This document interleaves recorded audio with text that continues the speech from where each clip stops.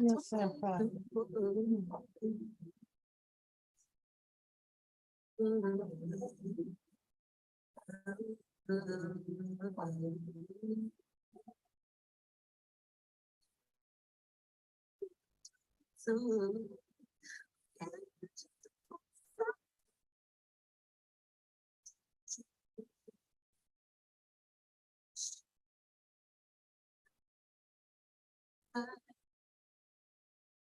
Okay, I'm going to start this live over because it is set on private and I don't know how that happened. So I cannot see my chat. Nope. And I don't know how this got on private. So sorry about that, you guys. Like I literally cannot see y'all. Let me see.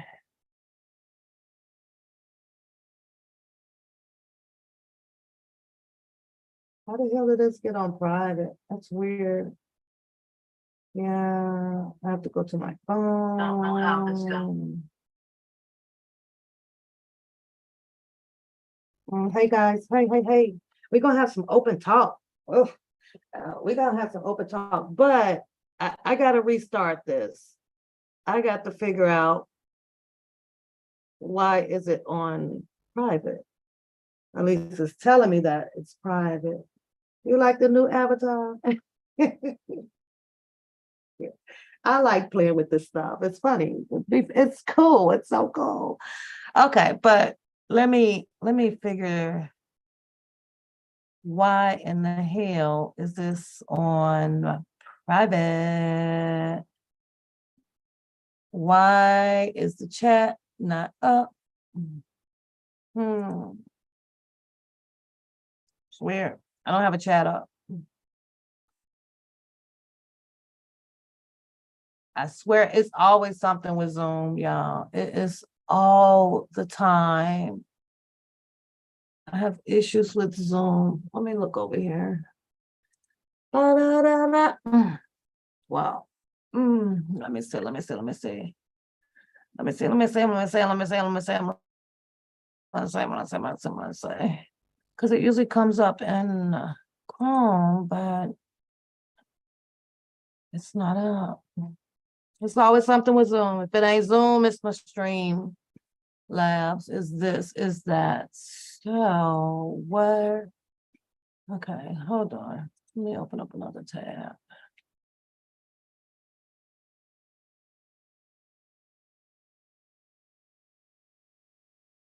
I'm gonna try not to close this out. Let me see if it'll open it up this way.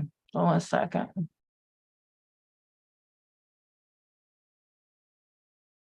Up there, y'all.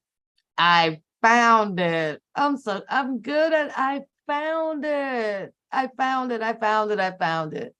There it is. Open up another tab. And here we go. Hey, Sister Beautiful. Hey, Capone, Miss Fat, Leslie, what's going on? Harlem Queen, all of y'all. And I lost my other phone. Oh, no, I didn't. It's in my back pocket. Woo. I got a video I kind of want us to look at, it's the law and crime video. I thought it'd be very interesting to go over that video. This is my daughter calling me. Yeah, this one would be cool, but yeah, Nisha. Yeah, I leave out at 7:20. Yeah, I don't get up till 6. Yeah, okay, bye. Yeah, you got issues. Bye. Yeah, unless she coming over at 4 a.m. No, the hell yeah, ain't. Not unless you the feds knocking the door down, you ain't getting up in here. Not at no 4. I be on my last turnover. How y'all doing? I said I was coming back. I was coming back. I was coming back. Now, there's a pre-recorded audios of Mr. Kelly's um previous call out, I guess, for some continuing to help. Can y'all hear me okay? Is the volume okay? Y'all can hear me? How's the sound? Beautiful. Is the sound okay? Y'all can hear me okay? Hey, checka. Boom, boom. What's going on, Miss Cleo? What's going on? I'm glad to see you joining us. What's going on, James? I like when James and a few other men pop in here. I like that because, it helps to show that we can try to diversify the channel with some men. Sounds good. Thank you, Miss Brown. That's what's up. Hey, boo. Reba, I see y'all. So, okay, you can hear. Cool. Well, I want to have the panel, but I know some of y'all ladies don't like to come on. Switched up the avatar today. So hopefully I can find my guy, my Negro, enlightened. Hopefully he'll pop in here because you guys don't like to come on and express your opinions and only in the chat. So, I have to look in the chat quite a bit to jump back and forth to, y'all dialogue because y'all will start your personal dialogue and things. And sometimes I want to get into what y'all talking about too. Nothing much. That's what's up. Felt like a long day for me today, Cleo. Oh, I got 4 more to go. Then I can kick my feet up. And then I have a big project out back that I've been trying to get to, but I can't get to because when I get home from work, girl, I'll be on chill mode. So that's back out. I guess the guy who did the recording for Mr. Kelly, it goes by the name of Andre. I'm assuming that this is the same Andre that, is like Pretty Boy Floyd, and he talks about how he went to jail and things of such, right? kind of gave me a red flag. Is that the guy? What's going on, Faith? Faith, you laughing at my avatar, aren't you? Should I change the lipstick? What, the eyebrows? What's not clicking? What's not popping? I thought it was cute. I was like, okay, because I'm gonna be gray haired in a minute, girl. So I was like, okay, throw me some gray on my hair today with my jersey. You know, I keep my hoodies. I keep my hoodies on deck. You know, then y'all know the type of women wear hoodies, right? Shit, you got to be ready. You got to have gym shoes ready to be tied tight out here on the YouTube streets. Yeah. So is that the same guy? Capone probably can answer that. Oh, thank you. Thank you. That is so that I'm blushing. Oh, I'm blushing. Never know what Pap is up to over here. I'm always got some to make the channel fun. That's all. But is that the same guy? Is that the same guy?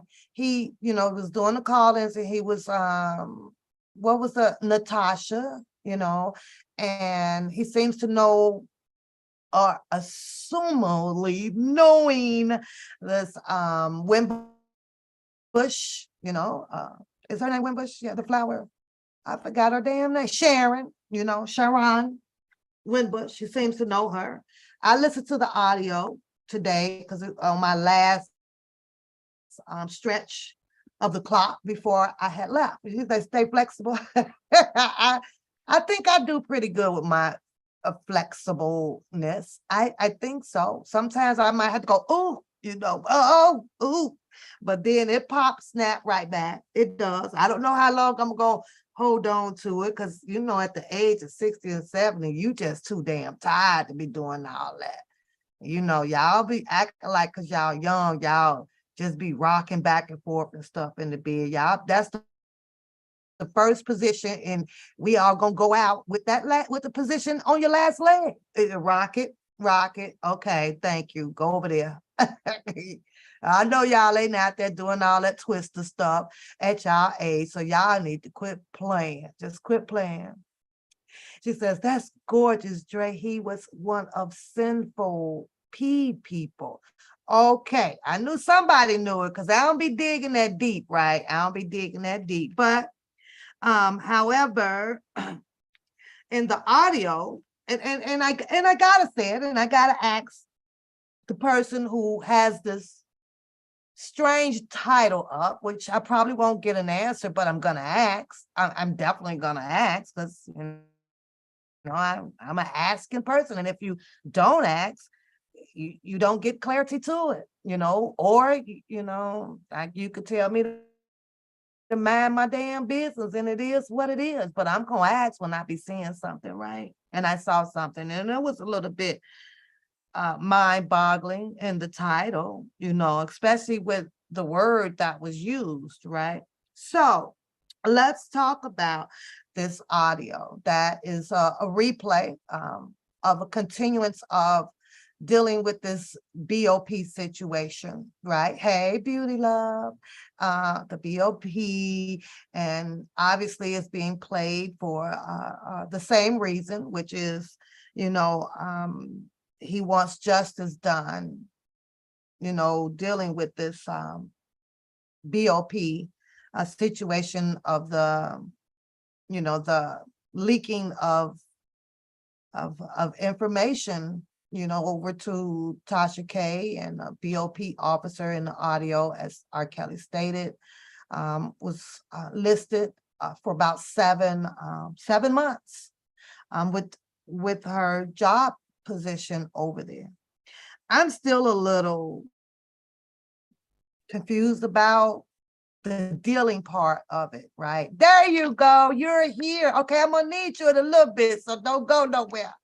Don't go nowhere. Or if you go somewhere, just let me know. Please, pretty please, and then you'll be back. Because I'll be a second or 2 or 3 before I get into this video that I want us to talk about. Okay? Don't you go nowhere. So, yeah. So there's a part of the BOP situation that they, the channel with, I guess his name is Andre, and he's edited and put together all of Mr. Kelly phone calls to him explaining some things that went on with him throughout his time incarcerated. Started off about his health. He started off about different types of things that has happened in his health. And then, of course, he led on into the information that, actually have him mind-boggling to me, because he's expressed millions of times, and I'm just hypothetically speaking with millions, hey, Lavelle, that nothing has happened, right? And he wants some things, to happen behind that. He feels that his constitutional rights were not protected as anyone else's was, right? Okay. So he moves on, and he also, brought up in his feelings mood about Sharon, what's her damn name, y'all? Sharon Wimbush. What the hell is her name? Sharon. What y'all call her? Sharon. I forgot her name. I tell y'all, this is just how important, right? Is it Sharon Wimbush? What the fuck is her name? Am I saying it right? Anyways, right. Her, right? And now that we've learned with Harlem stated in the chat that Wimbush, that's what I thought it was, right? Because she's related to some of the Wimbushes. Okay. Whoa, child, when you use your mind all day, and when I get home, you kind of turn it down. So now I got to try to ignite it all over again to get things going, because I put my mind at a woosah. Woosah means that a lot of stuff, I just turn it off for the day, but I got to reactivate it to get it back going. So if you are coming to the chat, welcome to the chat. There are 69 people in the chat. We are now having a little bit of open talk, and the panel will be open. And then I also will invite, my boy, Enlighten, but I like to call him my nigga. He's my co-host. He comes over and he jabs in, some laughter with me and talk about the topics that I may throw at him. And I appreciate him for that, you guys. So y'all show some love for him, because he been rocking. He's been rocking, whether if he's behind the scenes or whatever, he's been rocking. And I really, really do appreciate that. I appreciate James coming in and here or there or hit and miss a lot of the other guys, because one of the goals is to try to diversify it, and have an equal balance of men and women, in the chats. But let's keep going. So that's back out here, and it was played. You say that's shut up, Lavelle. I know, Lavelle. I've never been in denial about that. I'm fun, half crazy. Put the fun part in it. But do I have all my senses, Lavelle? I certainly do. If I didn't, I would tell you so.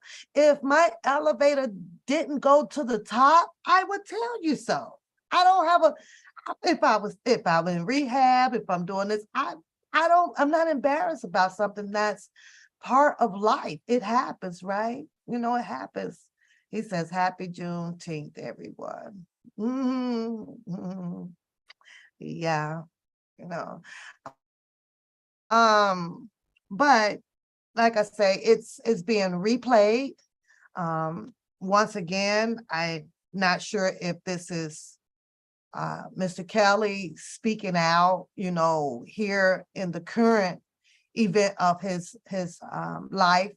Some of it on the video does touches it, because he do speak about how well and how positive he is about his appeal moving forward. So he did say in the audio that, it has touched down and they have accepted to allow attorney Jennifer Bunjing to move along with his appeals.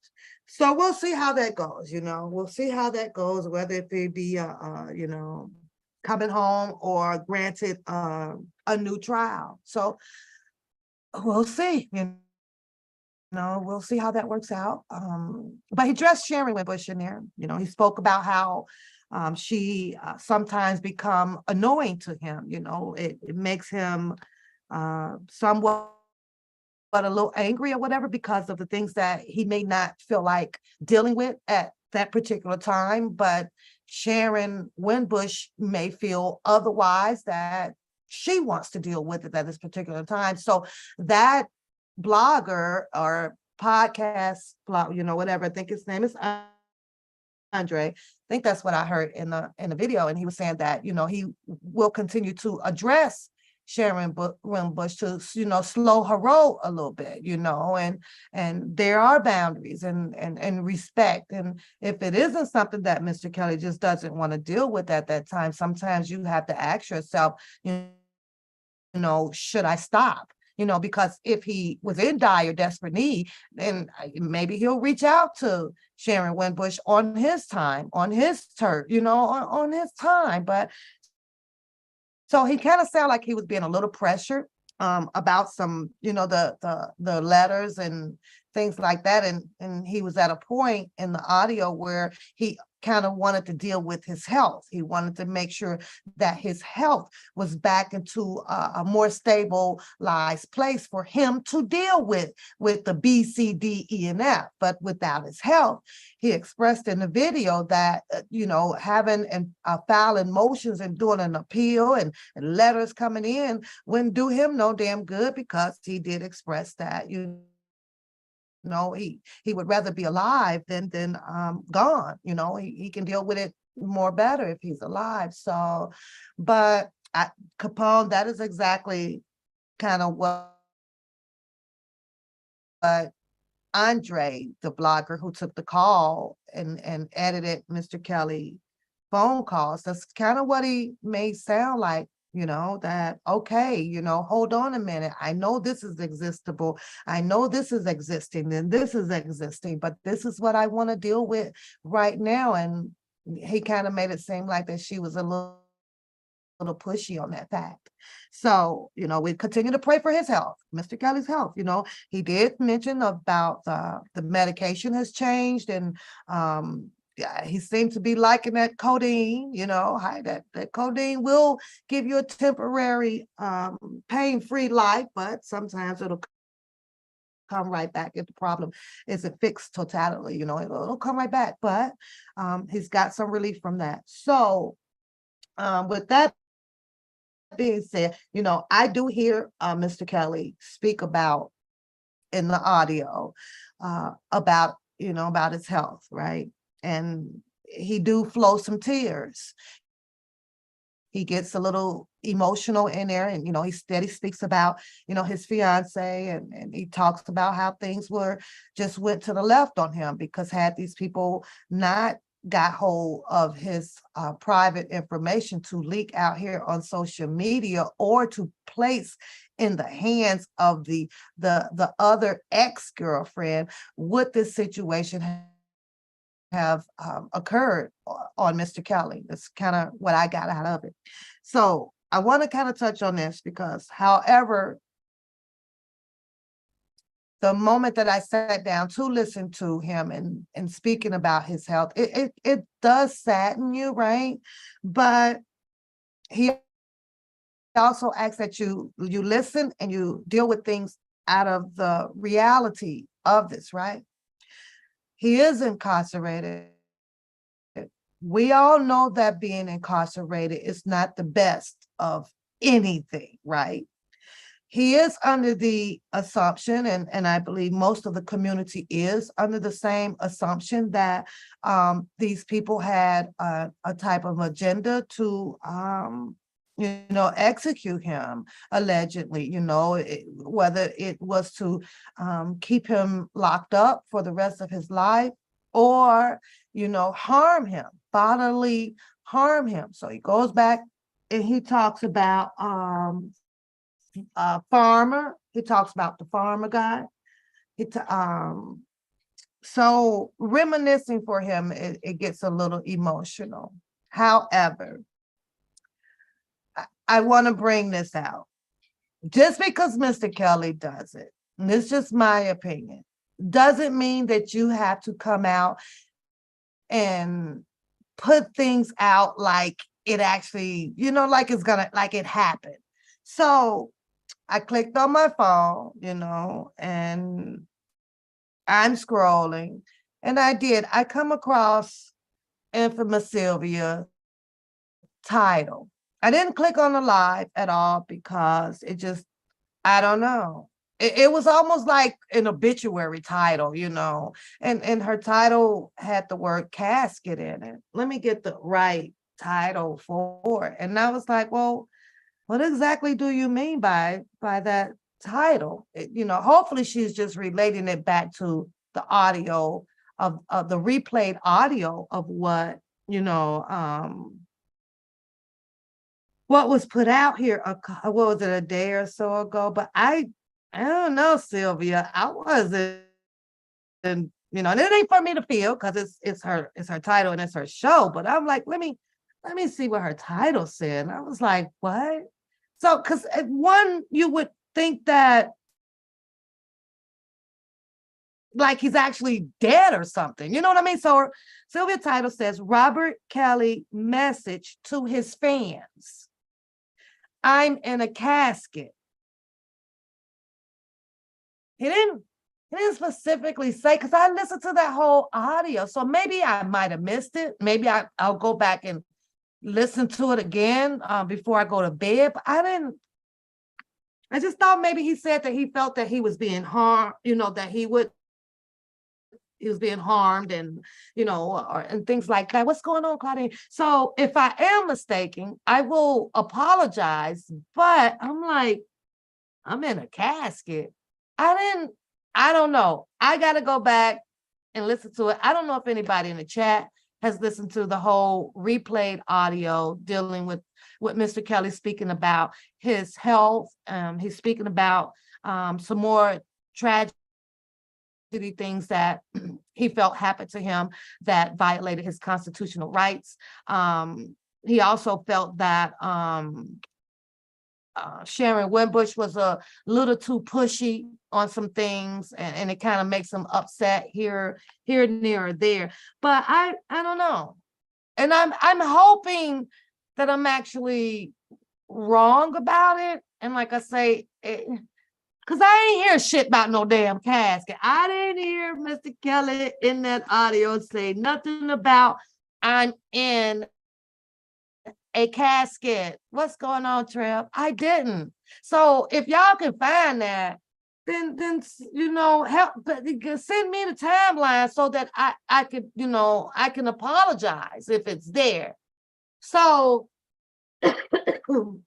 does he feel hurt? Yes. Does he feel down and have his days of probably some, being depressed, and because this didn't move as swiftly as he was hoping it to go, or a lot of his supporters or his fans or his family? Yes. Can y'all hit the like button, please? I appreciate that. Just hit, just swing down there and hit the like button. Helps the channel. We all know that. Hit the like button. We're at 24. Hit the like button. Hit the like button. Hit the like button. It'll help. It'll help. It'll help. So I don't know, but I'm going to check. Okay, so he did say it. Oh, there we go. I got my A1 in here. Okay. So it's there, and I'll apologize to it. However, Mr. Kelly got to cheer up. Sometimes if you, and I learned this from you guys and a lot of other channels out here, we have to be careful about, what we manifest out our mouths. If this is not what, or a place that he wants to be, then it's like, you don't talk about it. Okay, so he said it. My apologies, Sylvia. There you go. My apologies, Sylvia.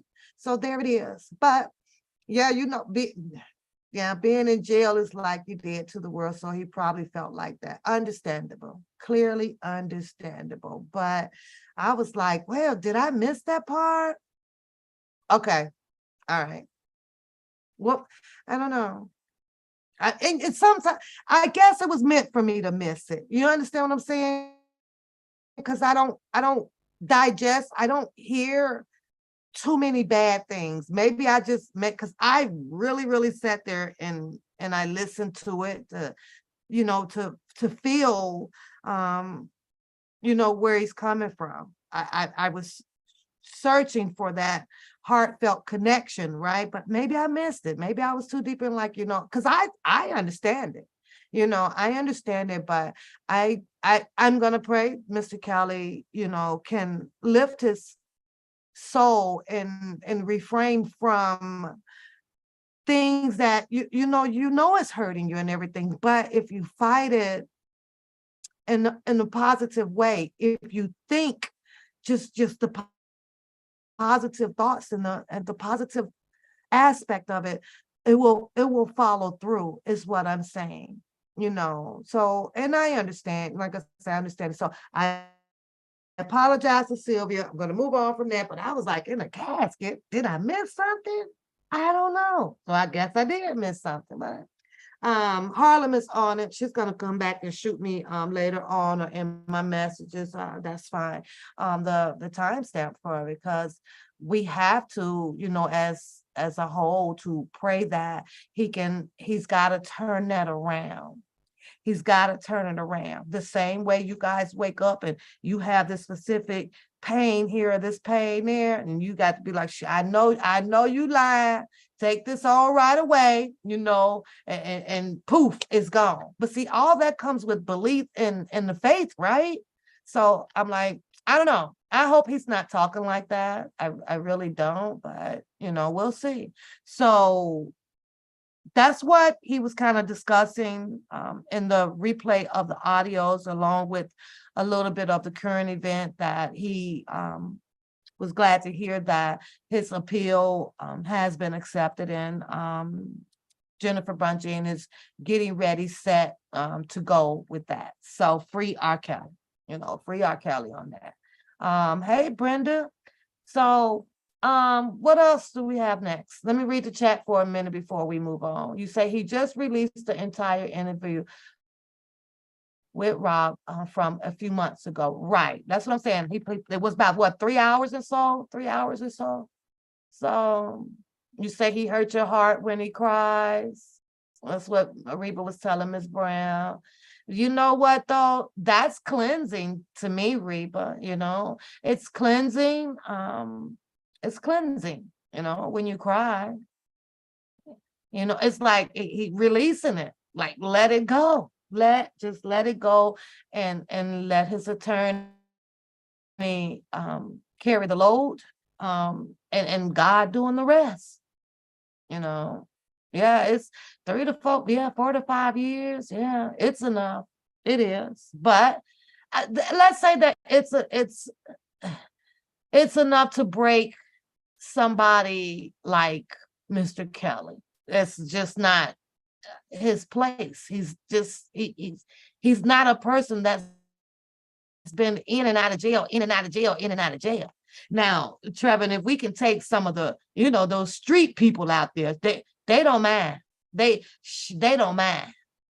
Some of them got they inmate number just tattooed on them. They don't mind going in and out, in and out. And those people like that, they don't break, because that's like a second home to them. So some of the people, the bad boys club or the bad women club that goes in and out of there, just in and out, 4 or 5 years ain't shit to them, because they going in there to keep up the same thing, hooping and hollering and getting phones in, acting crazy and fighting, doing the same thing that they do on the streets. So it's my fax machine been tweaking, y'all, and it was ringing. I was like, why is my fax machine ringing? I was weird as hell, scared the crap out of me, but I stood to it. I said, you ain't supposed to be ringing, and ain't nothing coming through it. So, we just keep up the prayers for that, that, he can manifest more, more positive things, and just keep his faith and his prayer with his attorneys. That's pretty much it. That's all. Then now the truth. Book him gonna find your ass over in here and he gonna fuck you up. You know he gonna find you. He watching this chat. I saw what you Book him gonna get your ass. Ain't the truth. I'm be right here watching it and cracking the hell up. I ain't lying. Book gonna get you. I seen that lie you did, girl. Your ass is in trouble. Be ducking off over here. Shit, he gonna get your ass. Oh, we can't. Hey, the truth. We can't protect you over here. Girl, Bookham is getting your ass, baby. And then I don't know what you gonna do about it, but he gonna get you. You brought your butt over here. Girl, I got my own issues. I can't be trying to protect all. I listen. I can't wait though, the truth. He gonna be hitting your ass, girl. I'm gonna be up here bossing up. Lord have mercy, this shit is crazy. But anyways, I got a video. I need to get it up because I know most of y'all probably won't stick around for this, but I want to touch on Mr. Kelly, just for a minute, and send a prayer out there spiritually that keep his head up. He's got to start sending out more positive things. There's still some, like I say, with the BOP thing, that's still a little bit, confusing to me because, I keep asking myself if the level of the importance of that, even though he has brought light to how he feels that his constitutional rights was violated and as such, but I guess this is something that his attorney, Jennifer Bonjean, is just not have prioritized in the way she wants to deal with the case. Because I was like, he does have an attorney, and I was thinking, well, if this is a valid reason, I'm like, well, where either this is going to be included in part of her presentation during her appeal along with the RICO, or something like that, or maybe she's going to be dealing with that later on down the line when it's necessary for her to have Mr. Kelly, lawsuits lined up if it gets to that point, So I don't know the truth. I'm telling you, Booker gonna fuck you up. You was over there talking all that shit about Booker. Girl, I don't know what you're gonna do, but I'm just telling you that I'm getting VIP tickets to y'all fight, honey. We already know he coming for us as soon as he can get some electricity and Wi-Fi. But baby, he gonna add you to the list now. That Booker gonna have about an 8-hour show. When Booker find him a place to stay and some Wi-Fi, he running that show at least about 8 hours. He got a whole hit list over there of a community fight. He can't wait, boy. So homeless, y'all. Y'all know I don't. I that's just not the best. But since we on YouTube, and be having fun or whatever, he takes it serious. He dead serious, y'all. He at the library writing down, putting all his notes together. But baby, it's gonna be funny. I'm just letting you know the truth. So I'm gonna have my commentary on it, girl. Ooh, child. Truth got hit upside the head. You're ducking over here. Now he gonna think, oh, he gonna this and this and that. Yeah, he coming. He at the library putting that shit together right now. He gonna have about 150 page on an 8-hour live. Yeah, he is. He coming, girl. He coming. So let's continue to pray for him, and like Mr. Kelly said, everybody's human being out here. He talked about him being, shackled up in the hospital with the blood clots and the pain and stuff, as if he was going to have the energy to get up and escape. And, he does all that. One thing for sure and two things for certain. He is not. All of those people that has put their energy behind the alleged and wannabe leader of the R. Kelly campaign, I have yet failed to hear one interview taken between Bookham and Mr. Kelly. I don't know why. All I know, it ain't happened in the public eyes. But yet then he's got a whole community over there that done put a award on his freaking chest that just shouldn't been there. I ain't seen nothing out of these interviews here with the Andre guy and hearing Mr. Kelly mentioning Sharon Winbush name and this or that. For some damn reason, they have not mentioned anything about no Dana J. Nothing. I can't understand how that's not mutual. If you've had a guy who's been on his live for all these years, and Mr. Kelly this and Mr. Kelly, and y'all don't even know him, and y'all don't even know him. Y'all don't know him like I do.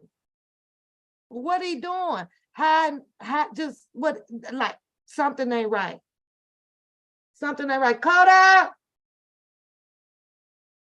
Something ain't right. Oh shit. I didn't touch the thing. Something ain't right. Something is not right. You can't tell me for a person to be so clingy and have titled himself as the mentee and he knows everything. And Mr. Kelly clearly said in that audio, and I mean, it was clear that nobody, he said, absolutely nobody can tell you nothing about him or knows much of what they think they know about him. Only he can do it. He said that. He said that. He has held back on so much stuff. So I have to say shout out to Mr. Kelly on that, right? Oh, and the cousin. None of them. No interviews, no nothing. And you would think that if you're that close to him and as hard as you done grab another man's nutsack, scrotum area, that somewhere that man is going to give you a little bit of respect by acknowledging you. Just maybe one time. Maybe one time. You know, he did say, you know, with the cousin Levi, but he also implied that with like, well, if any of the roaches want to, you know, help, then the hell, let the roaches help. Maybe Andre could ask that question. What exactly and who exactly are you implying that to? Now, let's talk about, and I understand everybody wants to ship and deliver something to Mr. Kelly. Half of it's getting passed on. He's only limited once you be incarcerated. He's not exempt from the fact of having a number of items. Past a specific number of items, you know, it becomes contraband. Contraband gets people in, you know, in a little bit more trouble, right? It may says no more than 3 to 4 magazines or maybe 2 pencils or a mun or 1 eraser. Mr. Kelly in that audio did say he's sick and tired and sick of them goddamn crossword, but he said stop sending him some crossword. I had to laugh on that part. I was over here like, well, how many do you got? He said he's sick of it. He trying to concentrate. He said, you could do the cards. He don't mind about the cards or, you know, the letters here and there. But it's kind of sound like that, you know, a lot of people done bombarded the man. I mean, due to his dyslexia, you know, he probably can't get through but 1 or 2 books, maybe a month or so. But can you imagine after hearing the edited and the replay emotional audio, right? I'm just saying, Miss Kelly don't want y'all goddamn scribbles and Sudoku. He don't want the shit no more. What he said, he don't want it. He said, stop sending it. He ain't got time for it. He want to worry about his health. And every now and then he'll have somebody, you know, if he's having trouble, to read him something that he wants to pick out of the 20,000 cards that y'all you know, and all that stuff. And, you know, here's the thing though with that. We have to take, you know, into consideration, like the R. Kelly community community that evolved out here. This isn't all of the people that he knows and he has. They're worldwide. They're worldwide, even when it comes to the financial part of the situation, right? This isn't all, he's a mega superstar, you know?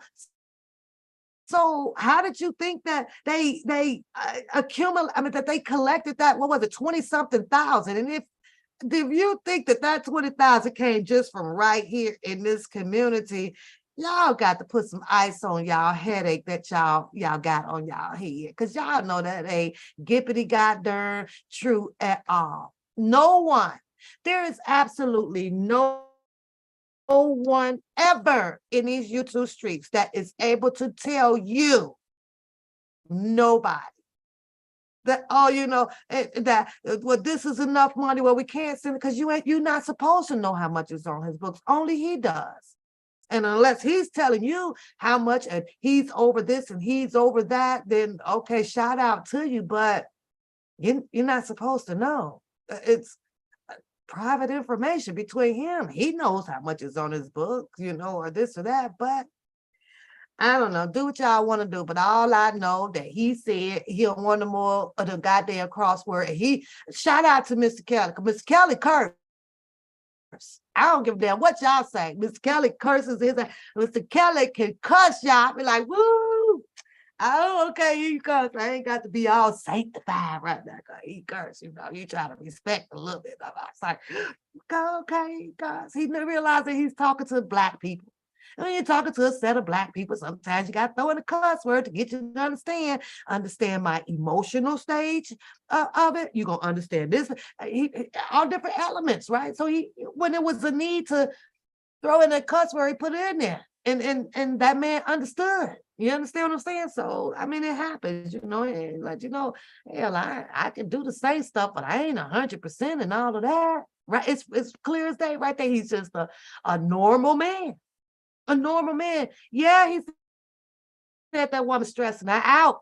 And Andre said he gonna take care of it. I'm gonna handle it. I'm gonna talk to her. I'm gonna talk to her. I don't think that she's gonna really care. I really don't. I gotta hold on, y'all. I'm thirsty. I gotta call Coda Bear down. Give me some drink.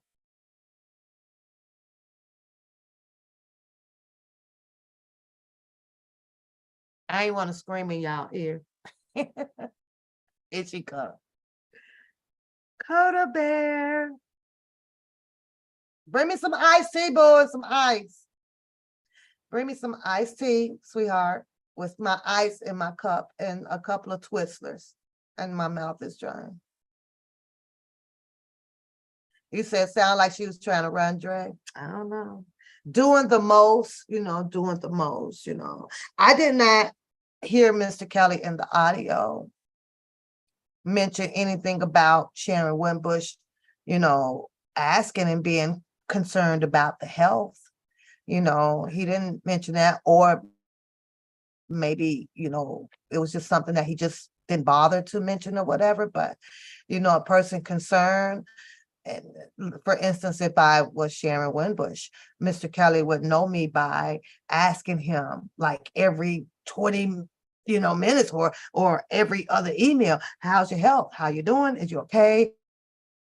This, XYZ. You don't hear that. It's just all about some pushing some type of clearance or clarity or paperwork. This, he needs to address this, you need to address that, it need to address this, and in a sense, what it will do, or it seemed like what her agenda may have been, and I'm just hypothetically speaking, is if I can keep pushing this to Mr. Kelly, it will get him to push it more to his attorney to address, because apparently it's kind of said on the street that she can't really get to attorney Jennifer Bonjean like that. Jennifer Bonjean is running this show, how she wants to run it, and she's running it alongside with keeping her client, Mr. Kelly, in sync with what's going on. You drink? Yeah, I'm gonna drink some iced tea tonight. I don't drink, y'all know I don't hit it like that through the week. I don't like the fit. I know you not drinking my iced tea, Coda.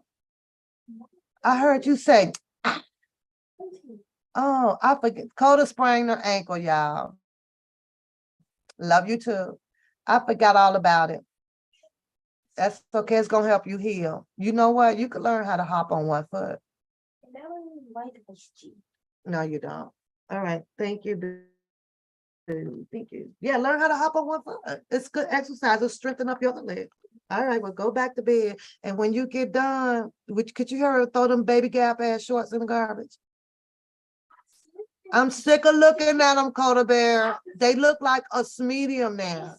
I don't know how you have any blood circulation. Like I stretch them damn things in the garbage can. I'm gonna throw them away.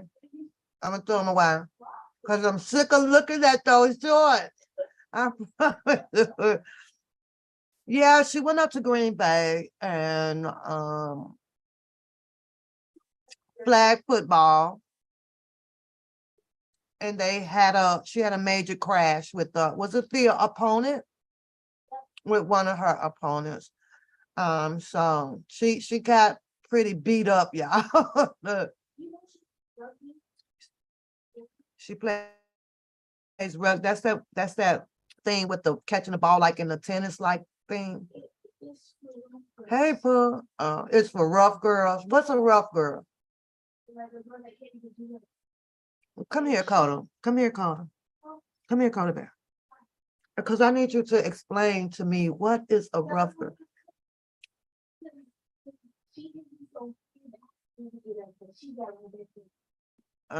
But if you was outside on the street, then you'd have returned it back, huh? That rough girl would have kicked in then, but since she was on the playing field, it was we just hit each other. Go upstairs. Get so crazy.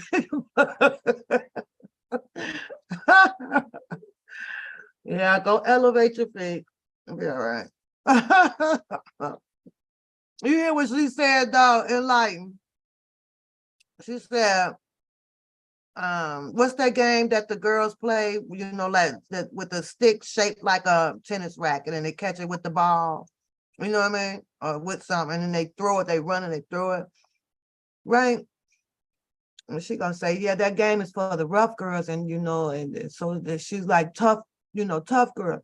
So on the playing field, since they clashed and you know Coda got hurt pretty bad, right? You know, she felt that. She feeling this sprained ankle now. Out on the street at the playground, it'd been a whole different goddamn ball game. What if you wasn't go, she wasn't gonna feel a thing, and she was gonna get up and turn tough girl in his back. You know what I'm saying? Cricket, yeah. What? Yeah, you trying to. So again, you know, shout out to Andre on that replay and update to keep that fresh in everybody's mind. You know, I always tell you guys where I stand with this whole thing. You stand with Coda. Coda said she let that shit slide because they was on the field. However, right? My stance with Mr. Kelly is, you know, just allowing and putting the faith in Jennifer Bunting that, you know, she does what she can do to you know, get him some relief, you know, and freedom and stuff like that. So, and hopefully things will turn around and there's a different path for Mr. Kelly when he comes out. You know, all he talks about how he got into the sexual aspect of his music. You know, he said that, you know, not kind of forced into it, but this is what is trending now. If you want to be the highlight, you know, of the industry, this is what's trending. So Mr. Kelly talks about how he, you know, kind of had to copy it, you know, the Bobby Browns and what's his name? Guy and the other guy, the other bald head guy, right? And then he just kind of tweaked that, how their style was or whatever. And things just started to just play out in his head. And then he dropped it. He also talked about his wonderful experience of doing Space Jam with Michael Jordan, and he wasn't the Jive. I think he was still under Jive. They wasn't too happy that he was mixing his music outside of sexual music, but he put it down, and he said that he had to do the elephant in the room with "I told you so," because I believe I can fly. Aaron Hall, thanks, boo. I believe I can fly took off. So he talks very proud of that one song. I believe Andrew asked him, through his journey with his music, with some skip and tracing, what does he consider? Which one does he consider some of his best songs, right? And that was on his list, because he talked a little bit about how that all implemented and came about and blew up out here, So he also speaks like he never he talks like he knew that his music was going to diversify, but he also had to dance by their beat to become who he became. And their beat was to sell sexual music. And he did that for a while and got money. Now, there was one thing that I did not like personally in the audio, and I guess it's just because of how I think. He stated in there that when the guy who was, I guess, up under the ex-manager found him or so, he had already been over to the beach in California, LA. He's been near Venus, and nothing was popping, and so he come back and he ended up bootlegging somewhere and at a club, and the guy spotted him, seen him, and he ended up getting signed. And then after he got signed, of course, here comes, I guess it was Jive then or whatever. And he said, well, Jive paid like the ex-manager like millions of dollars, for R. Kelly to be, their artist. And the first thing that just popped up in my head, I was like, wait a minute, you're the artist. You're the alleged gold man, right? Because the guy saw you, heard you sing, picked you up. I was like, well, how much money do y'all think that Mr. Kelly got off of being bought? He was bought. I didn't even like that choice of word. I didn't even like it. It really ruffled one of my feathers. But of course, I know, okay, that's just the way of putting the music world when you're, I don't know. Ain't no way to put that shit. It irritated. I was annoyed, y'all, because he was like, "Yeah, well, they bought me, for millions and millions of dollars to the ex-manager." So I'm thinking, so is this right where the finance journey goes, where you're not paid what you probably should have been paid from the beginning of your career, right? If he's the artist, he's the one that's going to be making the millions, but you have another guy who come along and discovered him.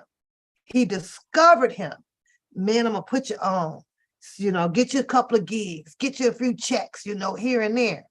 So I guess allegedly, because I don't know this to be true, that the ex-manager and again, Mr. Kelly must have signed some contract for this guy to his ex-manager back then to be out there and searching for him to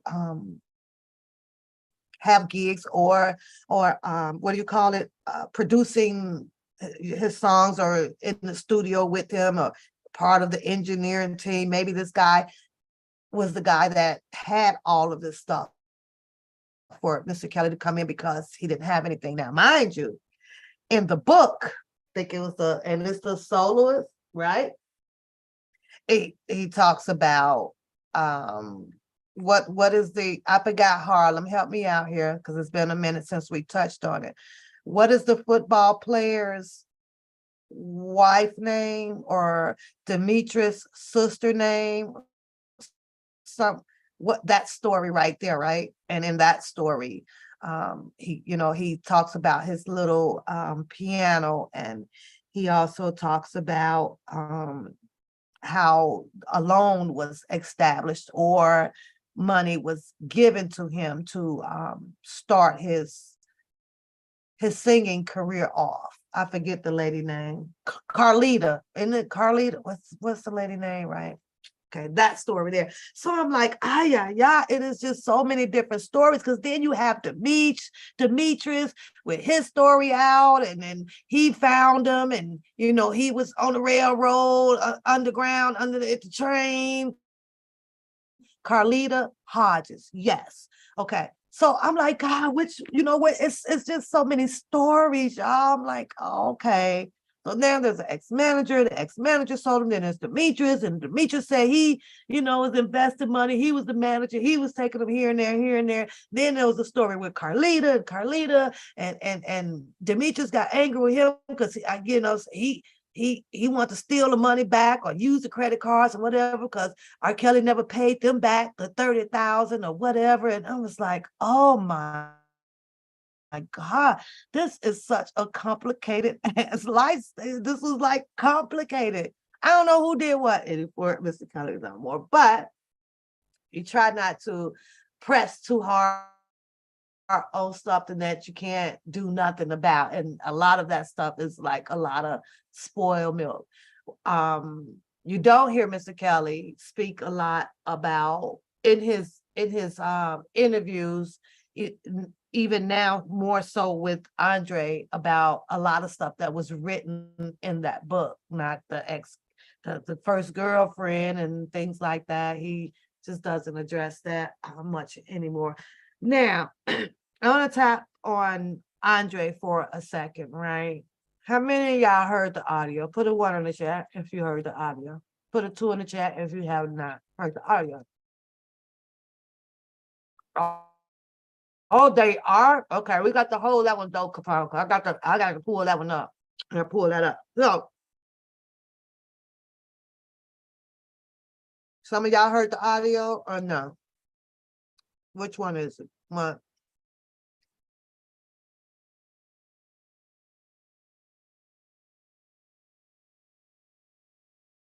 Okay, Elizabeth heard it, Queen heard it. Thank you, ladies. Brenda hasn't. Okay. I just want to have some idea about who has listened to the audio. So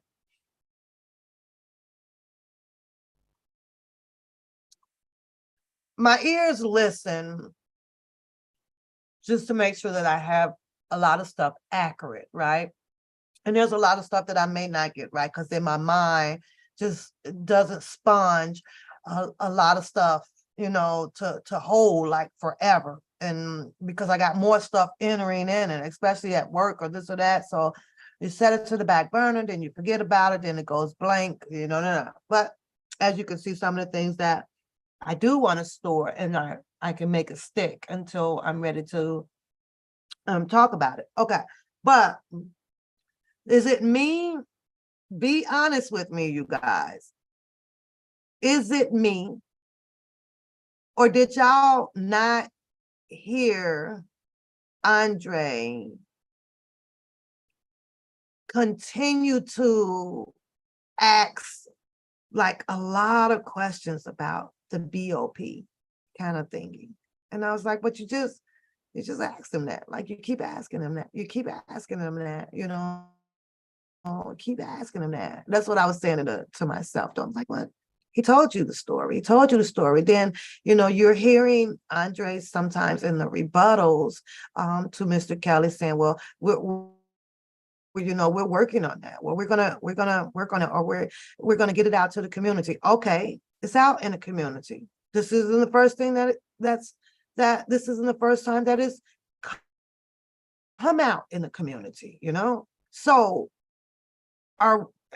is the community or Mr. Kelly fans and his supporters are actually waiting on Andre to develop a plan, or like, what's the plan now? What's the plan? What is Andre planning on doing with this? Like, are you gonna, like, what are you gonna do?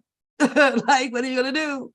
I'm sitting here like, okay, what are you gonna do? Because he been had this information. So does the plan only apply to his community, or is this, is he gonna throw out a welcome mat and say, hey, if you like to do this, when is that gonna happen? I'm just asking for a friend, because Mr. Kelly dropped this information a long time ago, but it was just a lot. Thank you, Queen. Okay, so it wasn't just me, because it was a whole lot of just repeated information. Mr. Kelly doesn't care anymore about how much he repeats it. So let's put that out there too, because he clearly said that he knows that these people are listening in on his conversations, reading his emails and everything, but he's at the level where, hey, Frankie, he's just have had enough. I just now see Frankie name. How you doing, girl? How you doing? Yeah. Oh, you waiting on court? I'm waiting on anybody. Anybody, Elizabeth, anybody. Because all of these big people, what happened to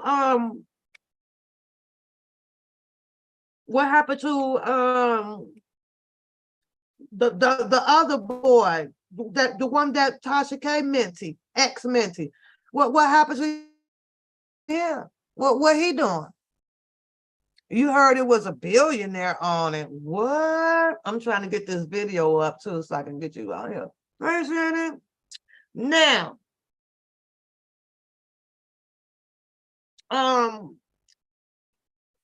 well, let me talk to her first before I do anything with that. But let me get the video up and get him up there. So, like I said, I would expect for a lot of you guys to stick around, because this is just something different. And again, prayers are up for Mr. Kelly and attorney Jennifer Bungie, and I hope that they do prevail in it. It is what it is. So much is done in this case. And everybody has their own right to believe why Mr. Kelly should be free. If you have your own right or whatever, why you think that he should stay, they're not on you, but we all are entitled to feel how we feel, and our feelings are based off of different varies of reasons out here. All of us saw a whole bunch of different stuff. We've heard a whole bunch of different stuff. Some may believe that he should be in there. Some may believe that he should be out. However, in doing this whole process, Mr. Kelly, constitutional rights as a human being has been violated, no matter how you feel. And once that has been broken, if you do feel that he should be in there, like I said, you're entitled to do so. But what he's trying to explain is there's nothing else that should be bigger than the law out here. And if the law can't do it right, then they shouldn't have not done anything at all. And I'm gonna rock with him on that shit. You put it out here to protect us as humans, then it should apply correctly.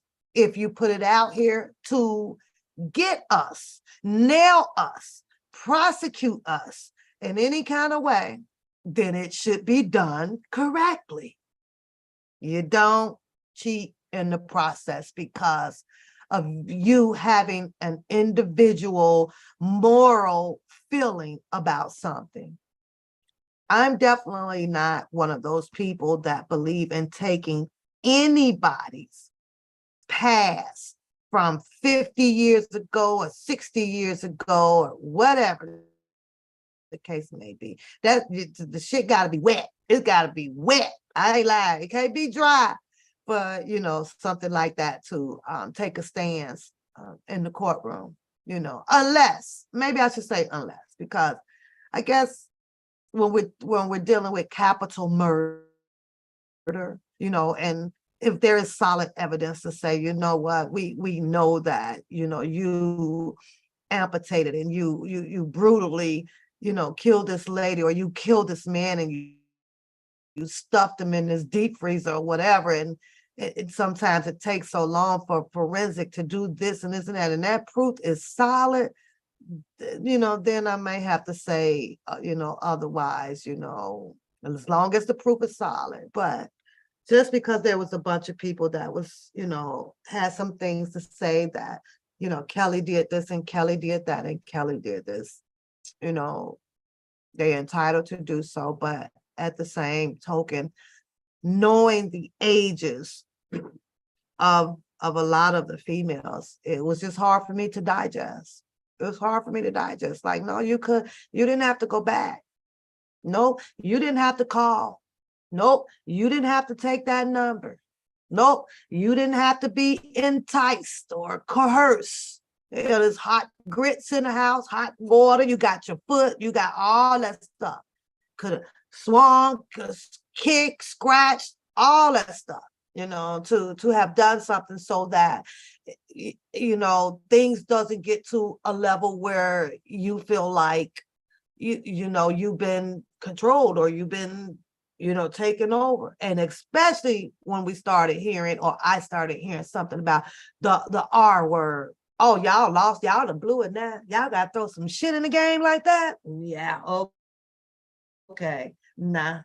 But that's what happened. Now, let me get into this, because I got to show y'all this video. I do not own the rights to this video. We're going to fast forward now. And I just want to share that. My apologies to Sylvia, because I was like, I listened to this. I ain't hear nothing about no casket. And I get a little bit in my feelings when I started hearing like devastating words like that. Like, don't. But if Mr. Kelly said it first, somehow he's got to be shaken up. He need a good shaking. Stop with all that negative. Stop with the downer words. He should only be using positive vibes, and they're going to help. Yeah, and as long as he's on this high spirit and feeling good, optimistic, about the whole situation, and believing in his lawyer, I gotta be sitting there, and time gonna go by fast. He got TV, he got this. Well, it's the next day. So guess what's up? Now his appeal is ready to set go in court. Jennifer's up there arguing, or not arguing per se, but presenting things. Okay, thanks, boo. Okay, so, but I apologize. But I was like, oh, in a casket.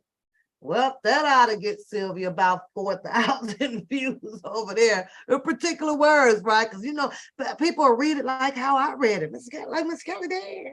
Miss Kelly, when did Miss Kelly die? Casket. That's associate, with death. It just goes together. You say some people took that statement by the cow's ass and ran with their own narrative of what they thought he meant. Yeah. I don't know. He's got to lift it up. But he doesn't want no more of them goddamn crossword puzzles. Okay? He said y'all could chill with all them their puzzles. Y'all could chill with a lot of stuff that you're doing. That's he wants to focus on his health and his safety right now. And y'all is bombarding him, what the community is, and maybe around the world. He's getting bombarded. One man can only read, a little bit at a time, when he still wants to be able to have time out the day to keep rereading, his transcripts or the indictment papers. He might, it's obviously he's trying very, very hard and dissecting it and making it, appear where he's also jumping over to some of the Constitution and or some of the case logs that was used or this or that. So he just, he wants to have time to do his homework towards his freedom. He don't want to be up there reading about Moby Dick like he got to write y'all a goddamn essay when you send him an email. Or did you like the book? Or did you read that part about when Moby Dick and he jumped off the really? And you want a response back for that shit? And somebody's incarcerated. Really? Come on, people. I'm just saying. All I know is at the end of the day, Booker, he ain't called you yet. I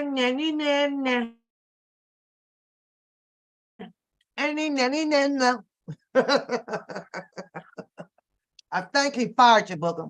I think you are not the mentee anymore. That's why I feel. I don't even mention no one. Nope. You got sick of your crap. Out here with all that darn buffalo, start calling women all kind of names and stuff. You know that. You know that man don't rock with nobody like that. Out of all people, you say you knew. You even told the people out here how they was like, but Booker, you need to just stand down. Booker, you need to just ignore. Booker can do that. He risked his whole mentee dad relationship for YouTube. Yeah, you did. Yeah, you did. Ain't got one goddamn interview. None. You out of all people. Y'all just mad because y'all didn't know him. I just hate that I introduced him to y'all. Hell, I think he didn't introduce himself to you. He ain't gave you no interview book. I don't know why. You can't be asking me. I don't know why, but all I know is if Mr. Kelly wishes to have given you that clout that you've been looking for, oh, he definitely had your name all in his mouth. But I ain't even heard him say nothing. I'd be surprised now if somebody done wrote him about Booker. He was like, who is Booker? You should have stayed on track. Yeah. Even though this is how I feel, Booker. I'm gonna tell you how I feel about this stuff for real. For real, for real. This is how I feel about it.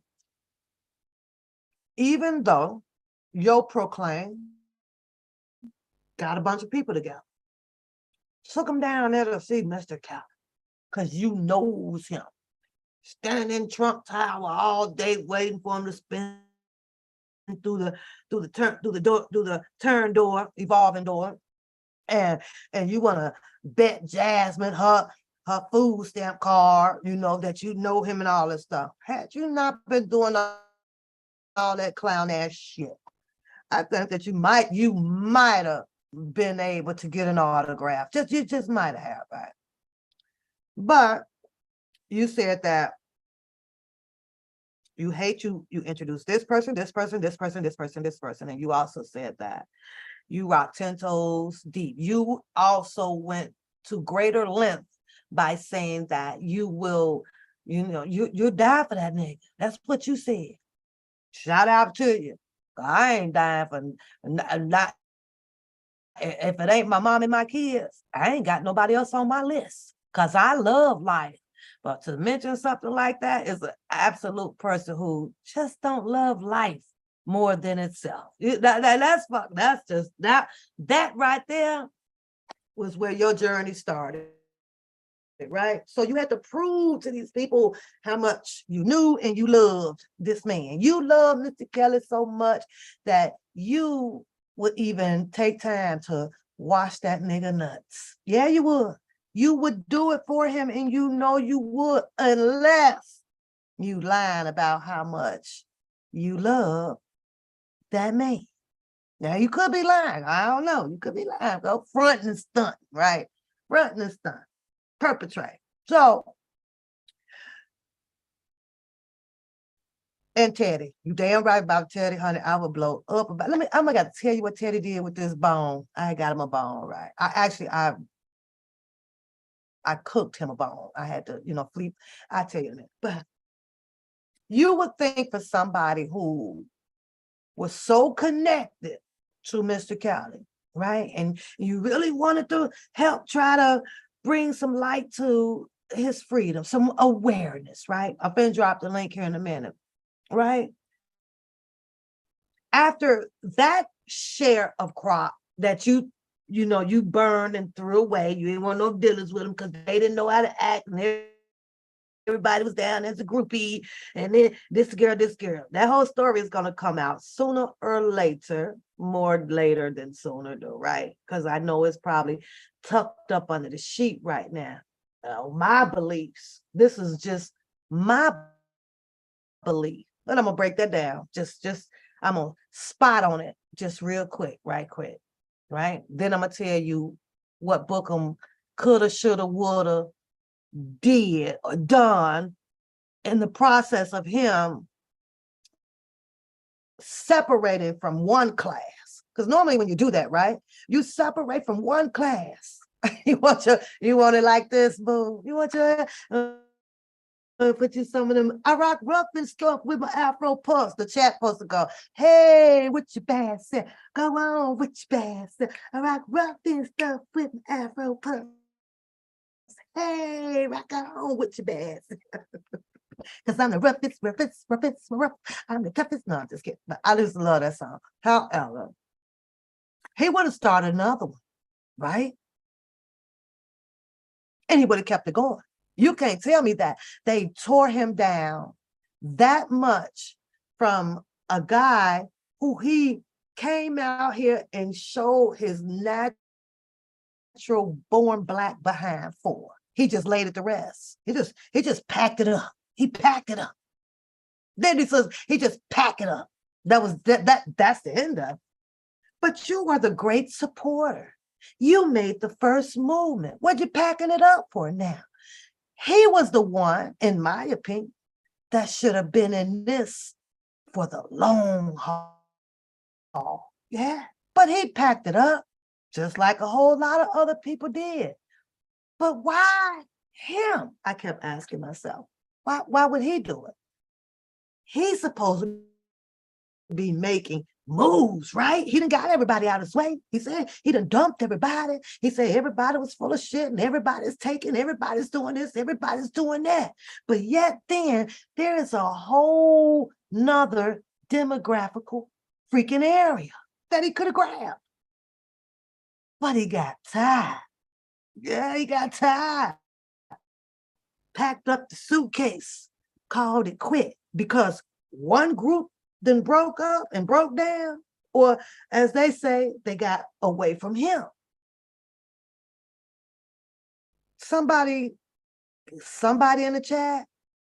Now, if you rocking 10 toes down, let's talk about pastor in the church. You think that the pastor just gonna shut the church down because some church members that left the church? Nah, they ante up. They go bigger. They done open up a whole commercial on TV. They got more flyers coming out over here. They got the sisters walking and dropping shit at your school on the bulletin boards in the grocery store because they went going higher. We done lost 50. But because this church got to still stand,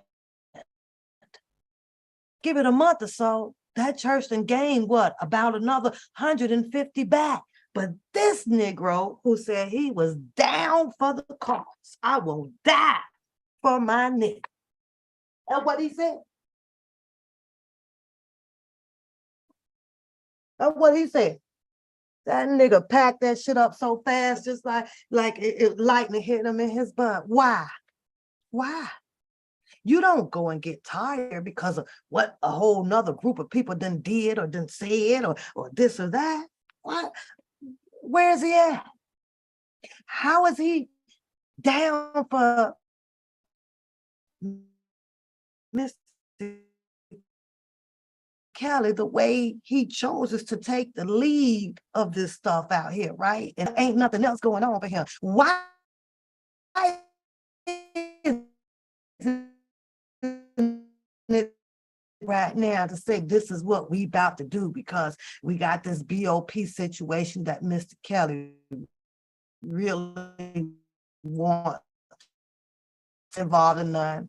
Right now, he's involved with nothing but the goddamn judicial system. Ew. How many of y'all want a nigga running in and out? Y'all want that type of man? In and out of court every other month, up and down the street with a backpack on his back. Where you going, Booker? Oh, I got court today. Okay. Where you going, Booker? I got court again today. Where you going? It's Thursday. Where you going, Booker? Shit, they continued it, man. I got court again today. Who? What? That shit ain't attractive. Y'all better quit playing. Let me find this video right here. Okay, let's get it up and go. All right, now. Oh, I don't want to play it yet. Hold on. No, don't play yet. Oh, pause. Okay, I'm gonna pause that right there. So I'm gonna drop the link because that's the end of that. As I continue my journey out here on YouTube, I'm gonna continue to follow him because I'm waiting for him to actually winning at, being 10 toes deep for Mr. Kelly instead of 10 toes with his fists, want to punch at somebody, want somebody to be locked up. You want to have lawsuits, take military checks. He can do all of that. I don't even know how. My brain wouldn't be able to grab that concept and put it as a priority over me getting put out of a house. I'd be literally messed up in the head. I couldn't even mention to nobody that I'm beating you up on Tuesday. Knowing I'm finna face all this goddamn paperwork that's hitting me in front of me. The fuck? I don't give a damn what you're doing on Tuesday. No, I ain't meeting you on Tuesday. Are you crazy? I got these people coming about to set my shit out on the street. Fuck your fight. No, he want to fight instead. He want to fight. He want to take checks and shit. Well, yeah, he want to do all that. Priorities all messed up. Bro, he can come loud and talk his shit all he want to, and it ain't gonna change the fact of what that paperwork said. And it said what it said. Now, how he tap dancing around it, trying to make it seem like because he volunteered to move out this day. You check the dates on there. You didn't have a choice but to volunteer to move out. You didn't have no choice, none. They wasn't giving you one. Well, that was your choice. I take that back. That was your option. You need to sign this and have your ass up out of here by the 14th. Is what either you gave them that date so that it would not incur no more fees or nothing on it, or they was coming. You ain't have choice. And you made that date sellable. They was okay with that. But they was sitting up the street in the goddamn chair in that car with them binoculars on, watching you. They was watching. And you better had to show them that you was moving in some U-Haul boxes or somebody or a whole bunch of black stretch garbage bags. You better show some type of movement around there. Show them something, because then they gonna bother you too fast. Okay, he getting it done. But for you to sit over there and act like that shit wasn't what it read, and I guess so. But you volunteered for a reason. Man, either way it go, let's just give you the benefit of the doubt by saying that I volunteered. I told them I was leaving this day. At the bottom of your committing to leaving on this day, there's still a $2,000 debt up underneath there. There's still a $2,000 debt. So when you come on to try to do your roasting and calling this out, throw in there and explain why that $2,000 is still sitting on that paper. It don't say zero. So you're going to explain the 7,000 or the 2,000.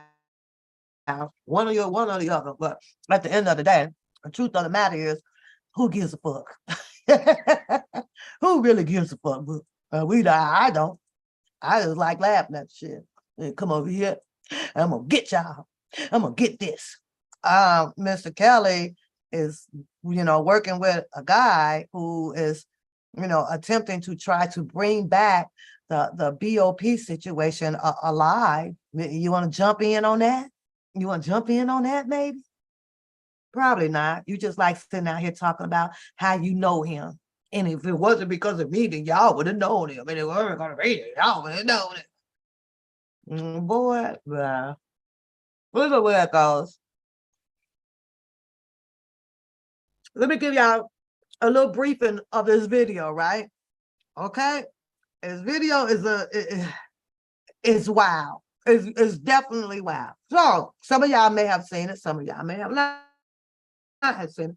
A disclaimer: we're using this video for entertainment, not entertainment, educational purpose only and entertaining. I do not own the rights of the video. There's a guy in this video. He has a twin. The two twins has a mother. The mother has called in to the police force for some help. Okay. She went on to explain to the police officers how one of the twins what he was doing, which was damaging for some odd reason of her mother's home, which would have been his grandmother. Okay, Il's here, y'all. Let me get him up on the panel. Right? Now, keep in mind that allegedly these are identical twins, okay? They share the same tattoos, I guess same haircut, whole bunch of stuff. So he was approached in the video by the police officer, and the police officers asked for him to identify himself, which he did. You got some noise in the background. Gotta fix that, man. So I'm gonna tell y'all their names in a second. Okay. It was funny. So of course, I still didn't know.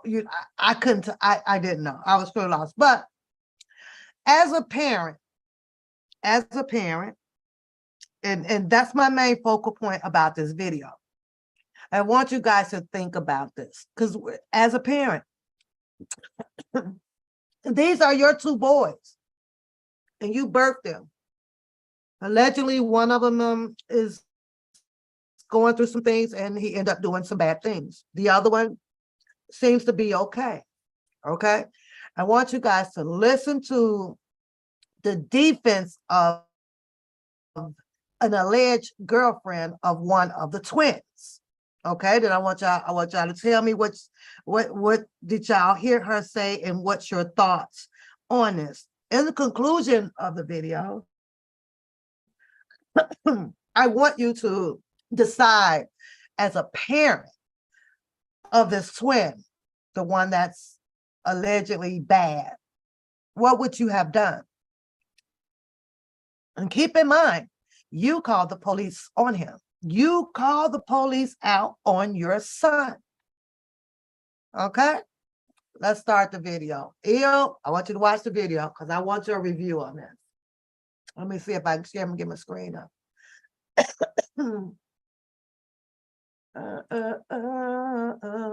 Okay, so I'm gonna stop it.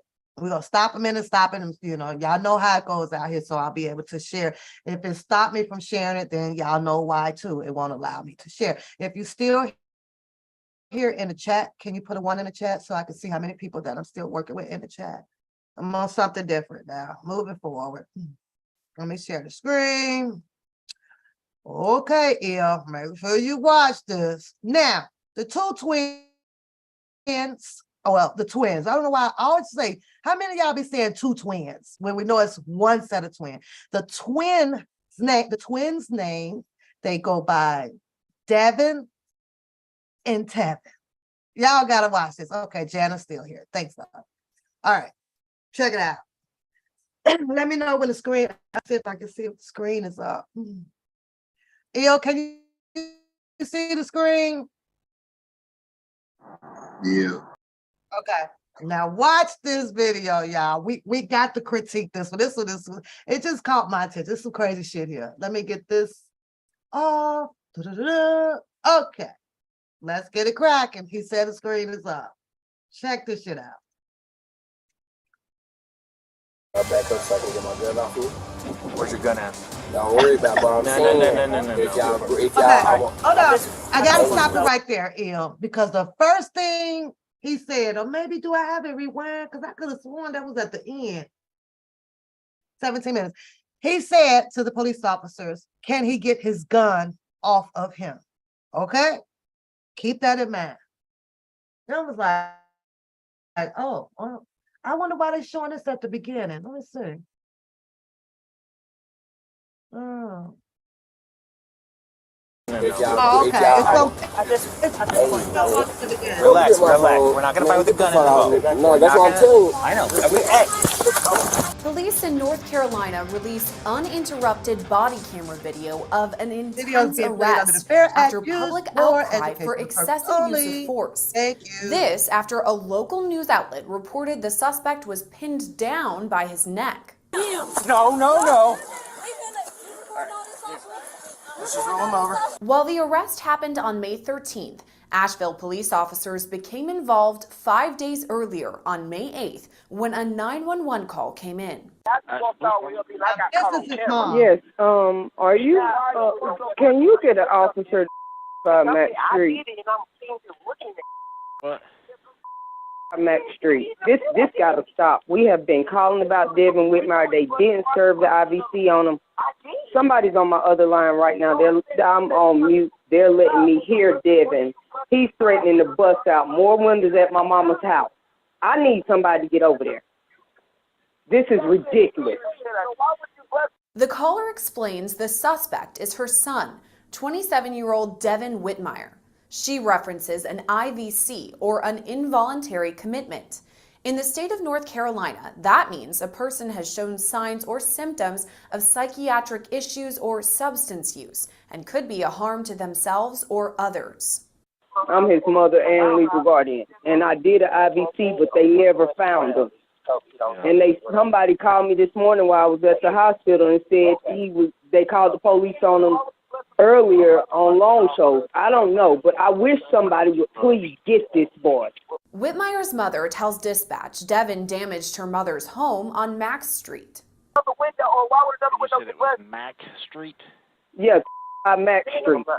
He did her tires this weekend, her window, one of them, and I thought they were over there fixing, so obviously nobody's over there because they saying he's standing outside looking at her windows now, about to tear her house up again. This is ridiculous. We've called the police and called the police, tried to get them to get this boy. Okay, now, She also let me clarifies pause it for a sec, because y'all know I always got a joke to tell, okay? Ain't no way in the hell that whichever one this is, because I'm not going to tell y'all, Devin or Tevin, should be out here starting any lip boxing with no police officer, with no goddamn flip-flops on and Knickerbocker Army camouflage, whatever this is. None. You can't do nothing in these. Nothing. What are you gonna do? Scrape up his toe? He's not. He definitely was not built or dressed to go into a heat of the moment in lip boxing the police. That's just how I felt. Like, if you're gonna be dressed like this, then I think he should have kept the situation calm, cool, and collect. He already don't have his mother behind his back at all. She already said that, come get this boy. She didn't had enough of the shit with Devin. Now, like I say, I don't know if it's Tevin or Devin. Keep in mind that this one here says, I got a gun. Okay, turns out he's not gonna have a gun. Then you gotta listen to the girlfriend of one of theirs, because she even confused the situation a whole lot herself, right? Hey, oh, he gonna talk about, that's what he told him at first, his arm was broke. It was broke. Your arm ain't. But let's go. Let's go. You with me, here? Dispatch, she's hoping officers will find Devin Whitmire, not her other son and Devin's identical twin, Tevin. What is your son's name? Devin Whitmire. It's not Tevin. It's Devin with a D. When officers show up to the Mack Street location, Devin is not there, but Tevin is. Now, About 90 minutes later, a magistrate issues an open warrant. The lady just said that Devin is not there when the police showed up. She says Tevin is there. So I'm like, well, okay, then this is Tevin. Agreed, Ill? Yeah. This is Tevin. Okay. Somewhere in the middle of the story, it switches to where this became Devin and not Tevin. And because they wanted him to be Devin, but I'm not sure. I'm not clear. I don't think that the police was clear. Nobody was clear until they were actually able to have this physical altercation and take him in. So I guess they're going to need to swab him or have the mother come down there to identify them because they didn't know. But let's listen to how he tries to prove to them who he was. For Devin's arrest. Asheville Police Department. Hey, this is Magistrate. I've got some IVC paperwork that need to be picked up and served, but the person has to be found first. And the officer who swore it all out is kind of standing around. I think he wants to keep looking. Let me tell you the person's name. You ready? No, yeah. Do you have any idea where they may be located at? Do we have any idea where they may be located? About an hour ago, he was seen around Mack Street, sort of wandering around that way, but nobody's seen him since then. During the call, the magistrate again clarifies the warrant is for Devin, not for his twin. All right, what's his name? Devin, D-E, V as in Victor, O, N as in no, Whitmire, excuse me, W-H-I-T-M-I-R-E. He also clarifies Devin is dangerous. Before his controversial arrest on May 13th, Devin was arrested 24 times and had already been charged with robbery with a dangerous weapon, assault by pointing a gun, and assault with a deadly weapon, among others. Is he violent? Yes, I would call him violent, and he's threatening to kill various people around him. 5 days later, on May 13th, the officer who interviewed Tevin finds Devin about a mile away from where he was originally seen. The Black male, officer white. already said that he had found Tevin, but Devin was a mile away. Did you catch that, Ira? Because I'm trying to understand when the hell did this become Devin? If they said that Devin was a mile away, then why would they continue to badger this boy who is allegedly Tevin? Devin is the one that's bad, but watch this shit. So it was confusing me. Is it Devin or is it Tevin? I don't know who he was. Shirt looks to be camo colored shorts, currently wearing a sling.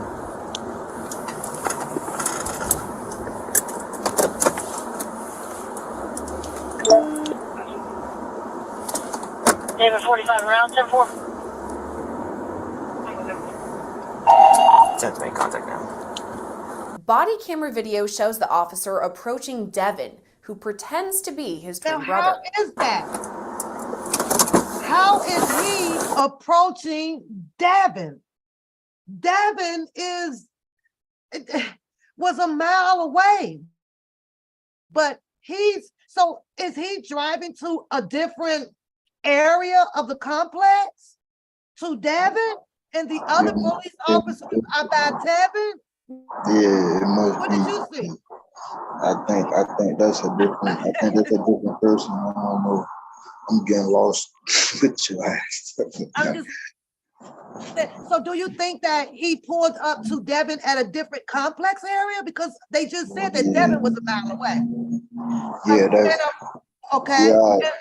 And apparently, when he pulls up, where are the other police officers at? Is he pulling up here by himself? Because there's already police officers with Tevin, right? Yeah. But can you? I'm confused. Exactly. I was like, hold on. Let me ask the chat. Are y'all confused yet? Because where it took a twist, like right up in here, it took a twist. I'm gonna rewind it just a little bit though. Let's check it out one more time. Okay. Leaning on this car is allegedly Tevin. When the cop pulls up, I think that's Devin walking. And if that's the case, then why are these police officers over here taking Tevin to the ground? But when it was Devin that they were looking for, I was like, what the fuck? Okay, let's go right here. The deadly weapon, among others.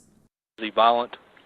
Yes, I Let's would call hear him violent, who these and he's cops threatening had. to kill various people around him.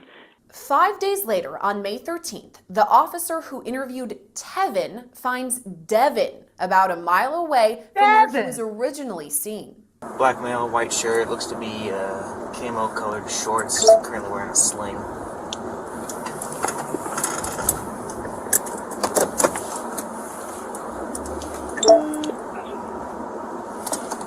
David 45 around 10-4. Now he did describe the same clothing wear. Attempt to make contact now. Body camera video shows the officer approaching Devin, who pretends to be his twin brother. Same complex, dude. Same car right there. Whitmire? Police officers out there. What's that? So Devin? is this a before? Tevin. This must be a before shot. Well, hold on. Do you recognize me? No, sir. Same clothing, same shoes. Do you have ID on you? I got a phone. 'Cause I know you have a this twin. must have been 5 days later. 5 days later, they pull up on him. Okay, that's where I got lost at the 5 days later. Yeah, it's 5 days later, but he trying to pretend like he Tevin, but he really Devin. He's playing both of them, right? He switched it to the brother. Okay, so now this is really Devin. Yeah. Why do you not? They didn't call the mother out here. Why the mother didn't show up? Because she could have fixed all of this before the wrestling match took place. You just stay right here while we get your mother here. Since it was hard to determine who was Tevin and who was Devin. She didn't want nothing to do with Devin though, but let's watch the takedown. David 41 more testing. Okay. Did you talk to somebody over across from Lee Garden about a couple days ago? 1837. No. Do you have ID on you? No. No. Is there any way to verify that you're... That's what I'm saying. I just... Look at her, like she really cares. Is No, my she brother don't doing give a something fuck. crazy? She's going to do her magic. The officer asks Devin whether he remembers speaking with him a few days prior. You spoke to me about a week ago. Do you remember this? When you pulled me over? I didn't even pull you over. You didn't speak to me? Okay. Well, that makes me feel like you're lying to me because I spoke to Tevin. Okay. Okay. You don't remember that? When would you speak to my twin if you said I'm Tevin? You're Tevin, so you... I'm Tevin, that's what I'm saying. Like, what, like... No. Where did you just come today? Yeah, I'm just walking from down there. That's what I'm saying. Like, what's going on? Yeah, we're trying to find out. So he's in all that bullshit. That's why I'm not. That's where the Devin continued Get his brother in trouble, claiming he would not lie. As long as you're Tevin. Yeah, cool. Like I'm not gonna lie to you. No, I'm not gonna lie to you. It's fine. It's not that I'm saying you're lying. I'm trying to figure out what's going on because he didn't answer his phone at this point. He's looking around like he's looking for. Once we prove that you are Tevin, then I'm gonna cut you loose. Okay. Hey, you seen my brother Devin out here? The police He talking ain't about. talking to nobody. He up here. I'm trying to figure out what's going on. I don't need people telling Devin that we're looking for him. Okay. Tell you looking for Devin? I don't want people to know that. Okay. People So don't. why is somebody stopping me? Because I thought you were Devin. That's why. That's why I'm out here. I'm looking for Devin, not for Can Devin. I speak to y'all? Can I speak to y'all? Whoever y'all got in charge. Yeah, I have no problem with that. Okay, that's fine. That's fine. I'm sitting right here. Yes. 46, I'm right here. Okay, that's fine. Like I said, Right as long here. as you're Tevin, man, you're cool. I'm good with that. No, cause I need your badge number at this point. Cause you see, that's the hospital put credentials on. Yeah, I see that. I see Okay. that. I just want to make All sure that you're Adam 26, the 10-4. person you're saying you are. I'm at the top. During the video, Devin can be seen wearing a sling. He The says officer that asks he him is how he injured Devin, his arm. but in the video, she says during the video you will see Tevin. She said you will see Devin armed in a sling. Now she back calling him Devin. She started off calling him Tevin. I'm like, I can't do it. This video had me cracking up. I rewound it so much. I'm like, okay, Devin and Tevin. She totally mixed it all up too. Would you agree, Il? Yeah, she definitely fucked us up.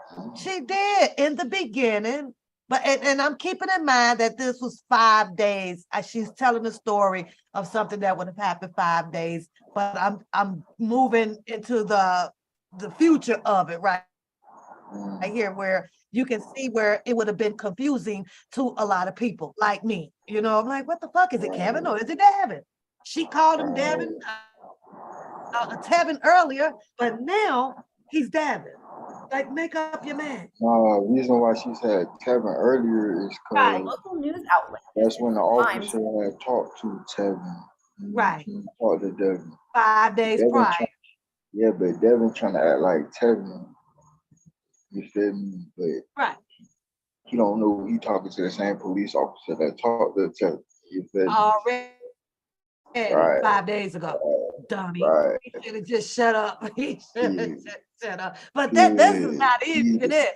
Wait until the girl come out.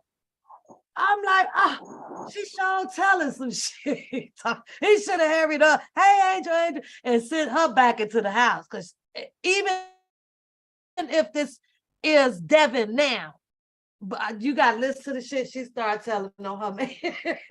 He started telling. Reported Devin's arm was broken at the time of the arrest, but Asheville police note that Devin does not say that it's broken. Can I ask what you did to your arm? Me? Yeah. Drinking right here. Like, there's nothing wrong with it. Nah, ain't no road You fell or something? Yes, sir. A scratch. I bought this from there, and they said there was nothing wrong, but okay. That's all I wanted to know. Gotcha. Okay. After this, I'll continue to verify Devin's identity, asking about his tattoos. Do you have any tattoos on your upper arm here? Yes, sir. What Philippians 4:13. I'm sorry? Philippians 4:13. Okay. How about the other arm? I got new tattoos. You look like she's ready to So what's going on? No, So you've got Monique all the men out there, she want to get down with the That's a baby. new one. Okay. Me and my twin have the same tattoos. So what's going on? Do you have your ID on you? No, right here on my armband. But my mother's not answering because of what my brother's doing. So it's like somebody just ran down on me. This Like, cop over here, he must have asked about that damn ID probably about 10 times. How many times you gonna keep asking this boy? It's obviously he's not trying to give it up. Well, you got any ID on you? Every police officer asked that. Why? Why? If I said it the first time or maybe the second, given the benefit of the doubt, you gonna ask me 10 more times? They be thinking people be lying. Oh my God. Okay, because he got on my nerves. This police officer right here. Listen to it. Baker 21, Charlie 22. Do you have any tattoos that your brother doesn't have? we're twins. We get all our tattoos the same. Civil disturbance in the area. Is there anything to identify you that's not Devin, other than that wristband? Is there anything else that we can use? Yeah, I used to stay right here. Yeah, it doesn't help. Okay, my mail with my name on it. What other tattoos do you have on your arm? Which means I have a lot of tattoos. I have Philippians 4:13 on my chest. That's Okay, what else do you have on your arm? The John 3:16 like my team. All right. What's on this up there? Why are y'all questioning me? I want somebody to come out here. What do you mean you want somebody? I want somebody to come out here. Whoever y'all got in charge. I don't like it. Officers then speak with a woman standing nearby who confirms she's Devin's fiance. Is this your car, ma'am? Nope. Okay, well, we'll talk to you in a second. It's my fiance though. Okay. That's what I'm saying. What's going on? Do you have any I don't know why people feel like being a fiance. Again, gives Devin you some asks type of officers what is privilege. Like, okay, that's how you okay. What do you think a fiance, what privileges should a fiance have? What is your stance on being fiance? Shit, stay the fuck out the way. How much weight do you think a fiance should carry? Should it be equivalent to being lawfully married? Shit, even if you lawfully married, so both of y'all life could go to jail still. That shit don't mean nothing. Well, to me, it's just still a girlfriend. That's it. Y'all ain't talking about yet. Now, some places will bend the law. Hospital. You could say, yeah, I'm his fiance. We've been such and such for like 50 years. They gonna let you come on in. But in this situation, because she feels that she is the fiance, what is it do she think is gonna happen because she mentioned that? Not a damn thing. They gonna still take him to jail. The police don't give a fuck about you being a No, fiance. she could have been the grandmama. I'm the fiance. That's what she says. I'm the fiance. It's happening. What's going on? You're not telling me what's going on. Well, right now we think that you possibly the guy that has warrants. Okay. But I'm telling that's you, why I we're trying to don't. determine that you're not. That's what I'm telling you. That's why I'm trying to use your 45 tattoos. Baker 42. Because you both have files, and you both have tattoos listed on your files. But that's what I'm saying. I ain't Civil doing nothing. disturbance in the area of 50 So how long ago did you Avenue. get the Monique tattoo? Complaints advising two Probably white about a year males ago. He's still answering are questions. outside the business. Danny. Been I going on need about somebody 10 out What here. tattoos He's on still on your answering. chest? Don't know how to You shut got up. John 3:16 over I'm not there. answering no more questions. What's up? Officials explain they believe he is Devin, not his twin brother, and will take him into custody when his identity is confirmed. All right, so here's what's up.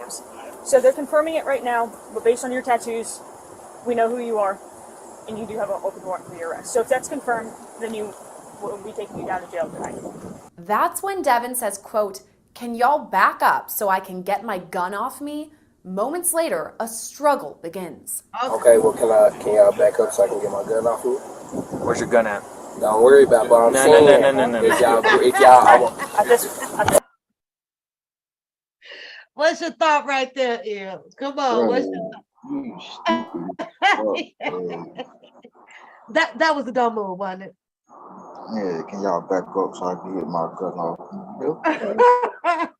Where would it be? It ain't fitting in them tight ass pants that he got on, because they would have seen that bulging out. Then on top of that, the police gonna let you pull out your gun so you possibly shoot them. He said he done gave them an order. What you think about that? I'm gonna need y'all to bag up because I got to get this gun off of me. But at the beginning, then he said he doesn't have a gun. And they knew that. He mentioned it, right? He mentioned it. Now all of a sudden he got one. You gonna hear the fiance in the background. He don't have one. He don't have one. Then he should have never opened his mouth about he has one. And I don't know what's going on with Miss Alpha Male here. You got probably 2 or 3 more male cops out there, and somehow she's trying to receive her purple badge. Like, go sit down. She want a purple heart. She want a purple A heart. purple heart, yes, a purple heart. Listen, look at it. Relax. We're not gonna fight with the gun involved. No, that's what I'm telling you. I know. He touched her. I gotta stop. One more time. I gotta stop one more time. Now, what do the police think is going to be a reaction once you grab forcefully and things like that? Isn't the reaction to it is your reflex? You know, we just have a reflex, right? But they'll take these reflexes because I guess you're supposed to just stand there and allow them, Stop you know, stop resisting. not resisting, right? But there's like I said, there's going to be reflex, reflex. You don't know, but those reflexes, every time your body moves in a certain way or touch them in a specific area, it's an assault.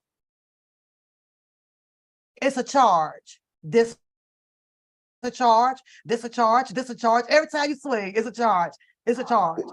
Yeah, you could fucking tap their ass. They gonna say, "Oh, it's an assault." That's what they did with me. They hit me with an assault. They go in and make their claim like you hurt them real bad. Yeah, like you fucked their ass up.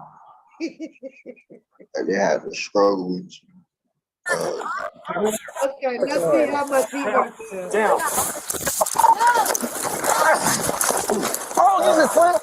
Video shows the struggle continue as Devin spits on officers multiple times. So the stick is a charge, this is a charge.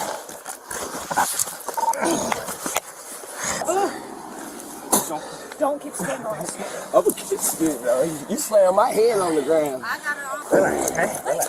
How you talking about resisting? Here comes the rescue of the fiance. Cause there ain't no gun. No, get above him like that. Why the you on him like that? Because he's still fighting. He's not fighting. He is on the This ground. is stuff that she's heard from social media and has learned how to repeat it. Okay, he's big, but he ain't fighting. Why the I got a gun. Why is you on him like that? Get the up off him.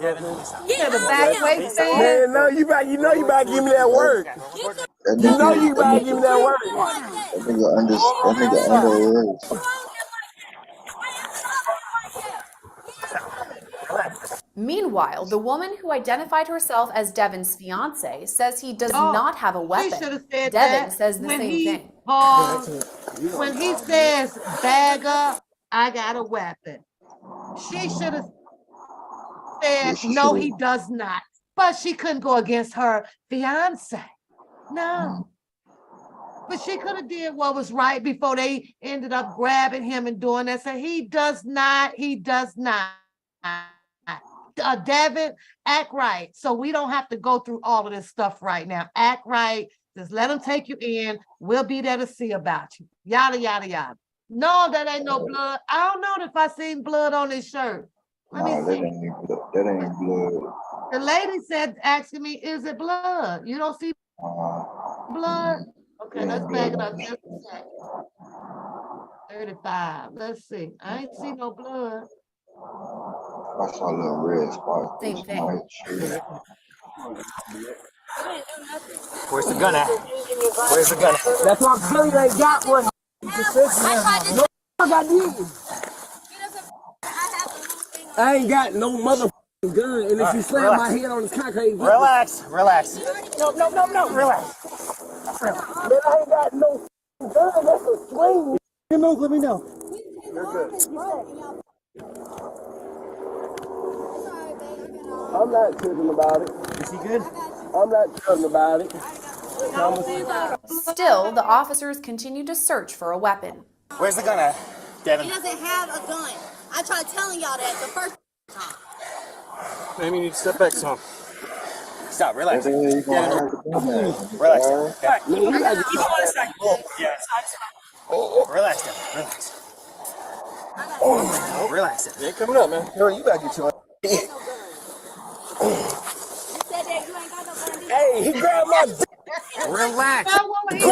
Relax. The gun. We're looking for the gun. You already in here. Ain't nothing he can During do. this time, a small crowd forms. People watching the altercation yell out that Devin is being choked and cannot breathe. We're not choking him. We're not choking him. Where them flip-flops at? Devin, come on, buddy.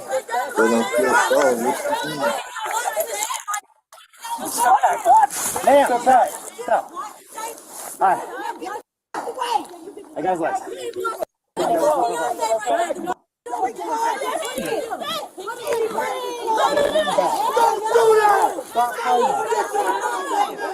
Devin, please.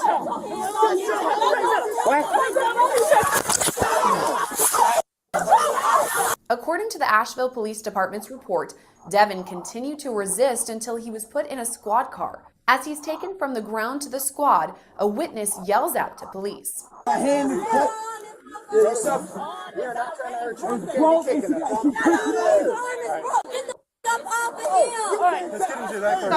gotta pause it right here. I got something to say.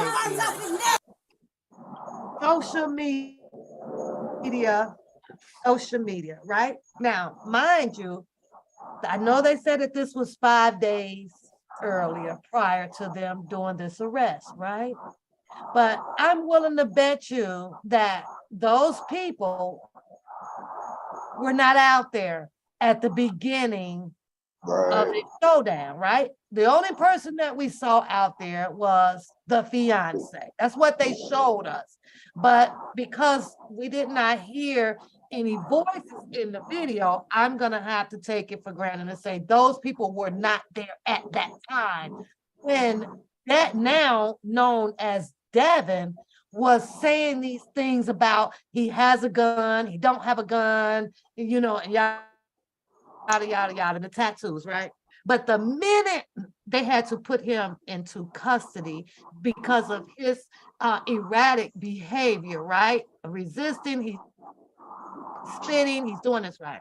And the police officers have their, well, you know, their tactic ways of putting you on the ground and placing a knee here and placing a knee there. But because you have multiple people out there now with the vision of different but somewhat perception, because we had to go through the whole thing of George Floyd, right? Not only him. So anytime a Black person is put into this position with the officers being trained this way to put them in, that's going to be the forever only thing that we know immediately how to burst out. You know that, right? We're damaged. We're damaged. Yeah.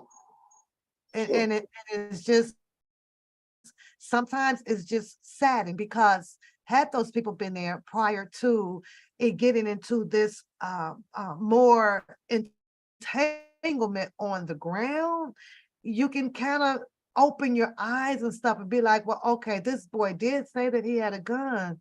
This guy is planting to be his twin brother to get out of something. He damaged his grandmother's place and bust windows out, and his own mother called on his ass. But you have the community, because we learned about the knee on the neck and the way that the police officers position themselves, that this is the only way that we'll know how to come into defense on something, in my opinion, on this video that did not warrant the type of defense that the crowd is yelling. This boy was wrong, ill. He was wrong on all freaking levels. I'm sorry. He's gonna tell these people that he has the gun, get back, or I'm not this, I'm not that. It's like, come on now, come on. Yeah, you can't tell the police to get back. Listen. I'm sorry, say it again.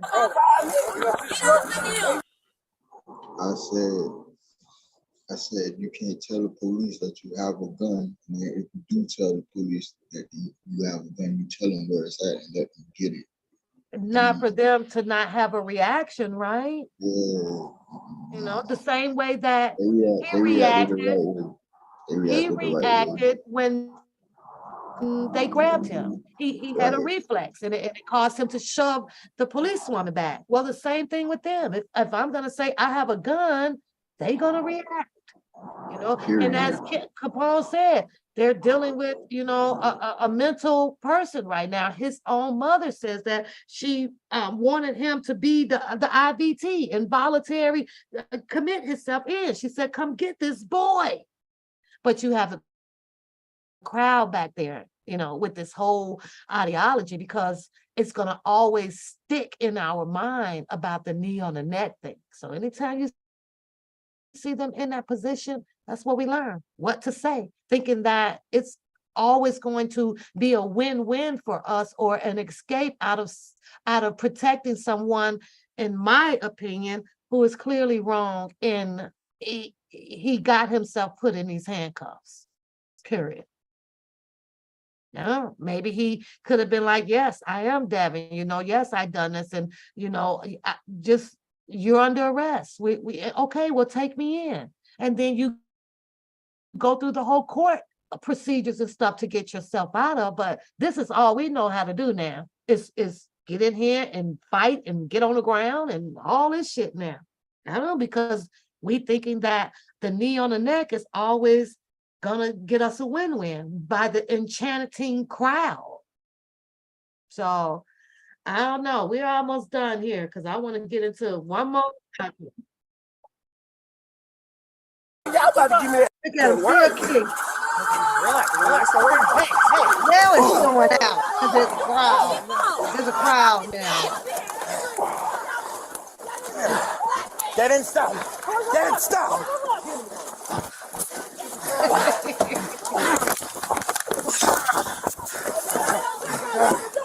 She said it don't take all y'all to do that. Well, do you know how many it takes to detain a wild orangutan? Unless they shoot them, right? They're gonna have to shoot them. They paralyze them, put them to sleep. Do they want them to do that to him? Because which other way would you be able to detain this boy? He's out of control now. Yeah, they're gonna have to start using goddamn darts on the I think so too, and just kind of knock us out just for a minute. Sedate his out.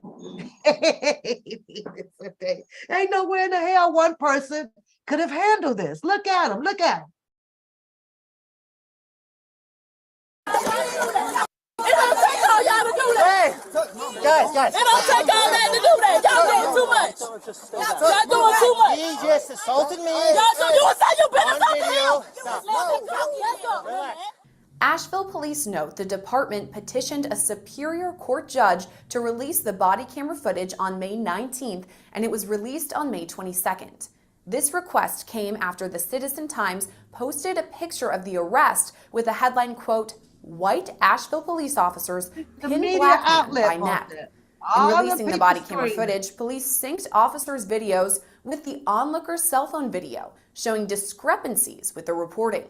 See her arm? Police point out the responding officer positioned her arm between the pavement and Devin's head so that she would not put any pressure on his neck. Stay back. Step back. Ma'am, step back. Stop. All right. I got his last. I got his upper body. Asheville police further point out that Devin lifted his neck during this time, showing he was not pinned down. Get them back. Officials also release a side-by-side contrast of body camera video and cell phone video, showing Devin kick at officers during the struggle. No. Let's just roll him over. In the end, investigators determined Devin did not have a weapon, and it's still unclear why he said he did. He now faces multiple charges, including 2 counts of assault on a government official inflicting serious injury, 3 counts of assault on a government official, and 3 counts of malicious conduct. Upon review, the Asheville Police Department determined that officers acted reasonably in the situation. There was no excessive use of force. Ain't that crazy? What's your final thought on that? Because let me tell you mine first.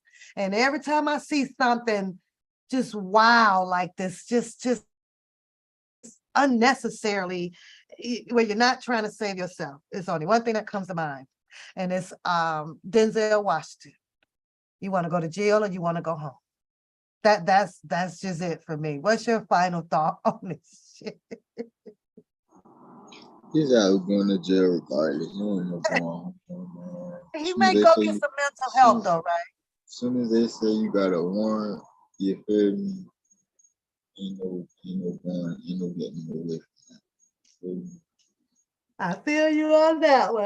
I had I was like, oh, I hope Il is around tonight because I wanted you to watch this with me. I'm like, this shit is crazy.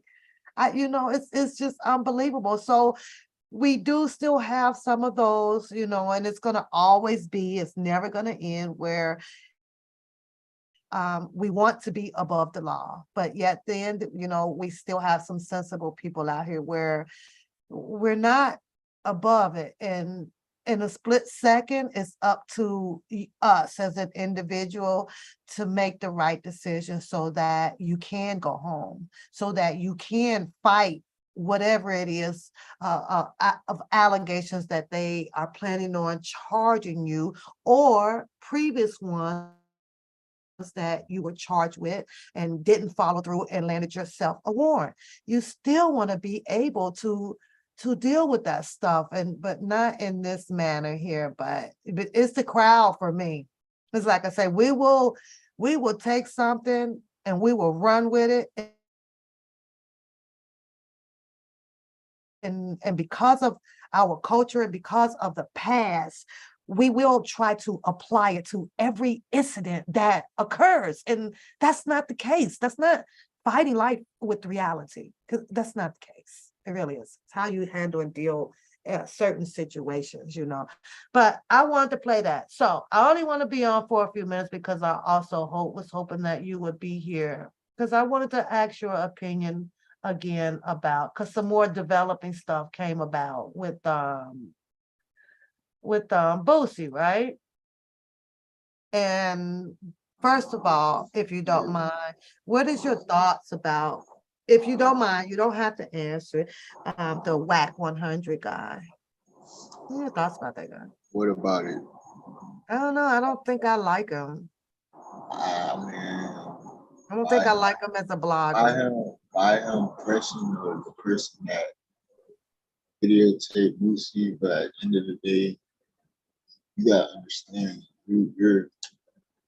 if that dude is a federal agent, or if you're a federal informant, whatever, that's tempered with a police investigation, so he could get charged for that shit.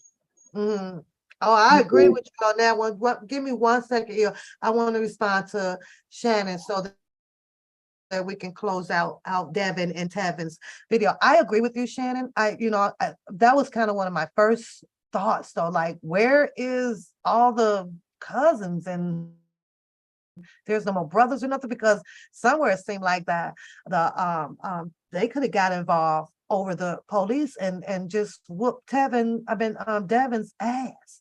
How is Devin out there running around busting out his grandmother's windows? No cousins, no nothing, no sisters, no brother, no uncles, nobody. So I agree with you on that one, though, Shannon. I truly do.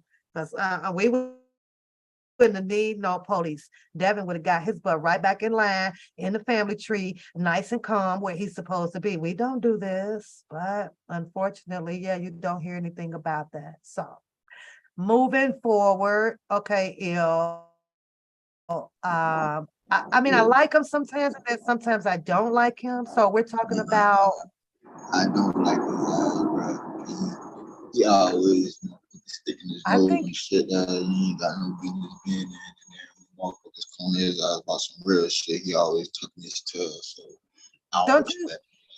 I feel like that he throws a lot of more in the soup bowl than that needs to go in it, and I feel that he is the culprit of starting a whole lot of misconception, a lot of conspiracy theories. I do. I'm like, because he growing up with the California politics, he think, everywhere just like California, but that's every state has different fucking laws, bro. You feel me? And then you come to that federal shit, bro. State laws and federal laws is two different things, my boy. Yeah.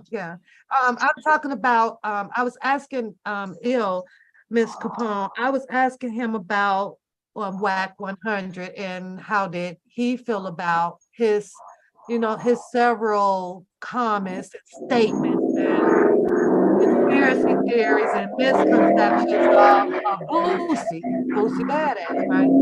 So I don't know. When I listen to him, he just says so much of a lot of stuff, which was, a lot of bloggers, give their opinion and stuff on it, but he speaks on a lot of it in retrospect as if it's just all factual, like everything set in stone.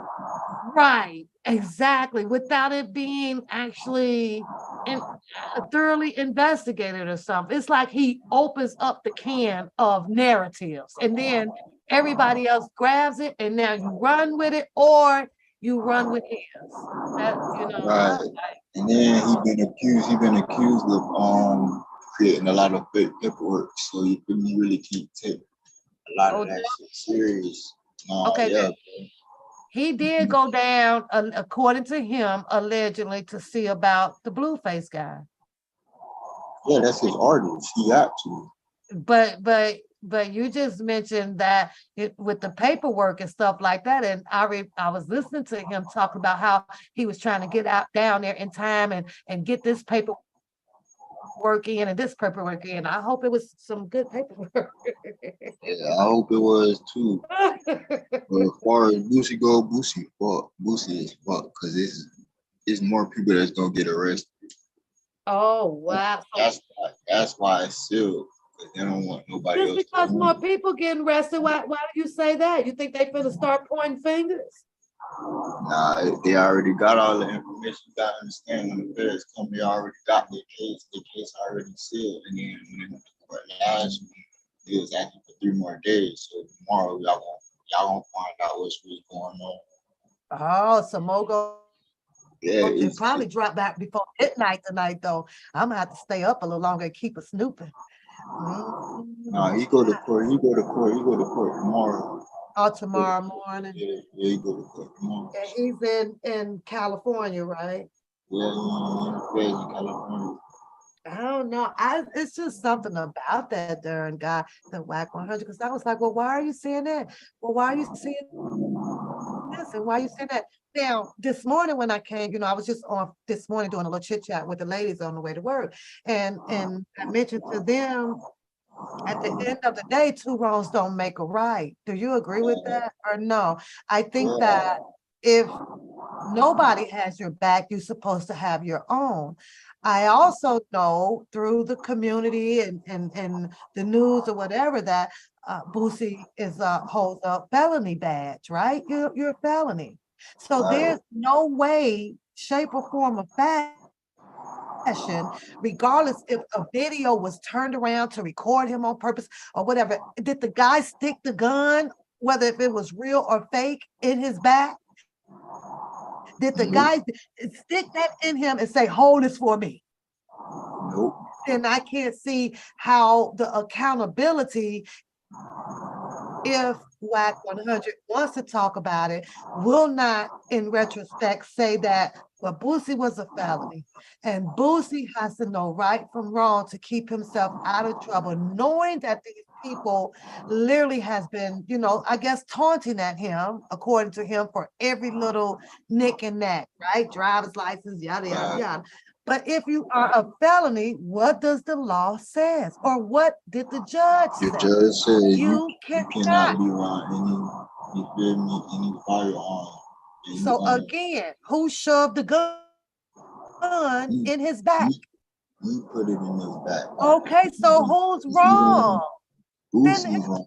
Yeah, absolutely. Excuse, I don't care who's live. It could have been on my live. We would probably be saying, "Oh, when you was going for videotaping him from the back, that's Boosie, nigga. That's Boosie, nigga. You already know. Everybody gonna be trying to get all kind of angles, bro. You can't tell nobody what to do with their phone, bro. You don't come out phone, bro. Everybody wants to do the video because of what? They have a social media channel and they want the views, they want the clout, they monetize, they want the stuff. So when when the camera turned around, it now has put out another consumption with the WAC 100 and a whole lot of other people following up under him that, oh, he's the informant. He just got out of jail. Look at him. He put the camera on dude. Okay, but the guy said that that's not what he was. Yeah, that's not what he was. And then on top of that, he even said, he was like, bro, ain't nobody tell that nigga to be walking around like John Wick. Come on, bro. That's facts, bro. That's facts, That's bro. good. Thanks for doing it. Ain't nobody tell that man to do that. He did that on his own. So he his own worst enemy. Can't blame that on nobody else. We should already knew them people. Them people, they watch everybody Instagram, bro. Come on, bro. So that I do believe, you know, when they ready to peep in and they peep in now on the WAC 100 show, it was another guy on there that said something, right, that made me raise an eyebrow because he stated that, well, you know them people watching. Why would you be doing all that filming for? No, Boosie knows that those people could probably be watching, meaning that he needed to have been on his toes. So, but in retrospect, I understand their argument. If you're going to be around him or this or that, then they supposed to be having his back as well. But having his back could be done in a good way. Boosie, there's guns up in here. You can't come in here. Boosie, we riding dirty with these guns today. You're going to have to ride in the car behind us. Get away from the guns. That's being a hero. That's being a good friend. But the WAC 100 people feel like being a good friend to him would have been, don't turn the camera on him. Well, it goes a little bit farther than that, dog.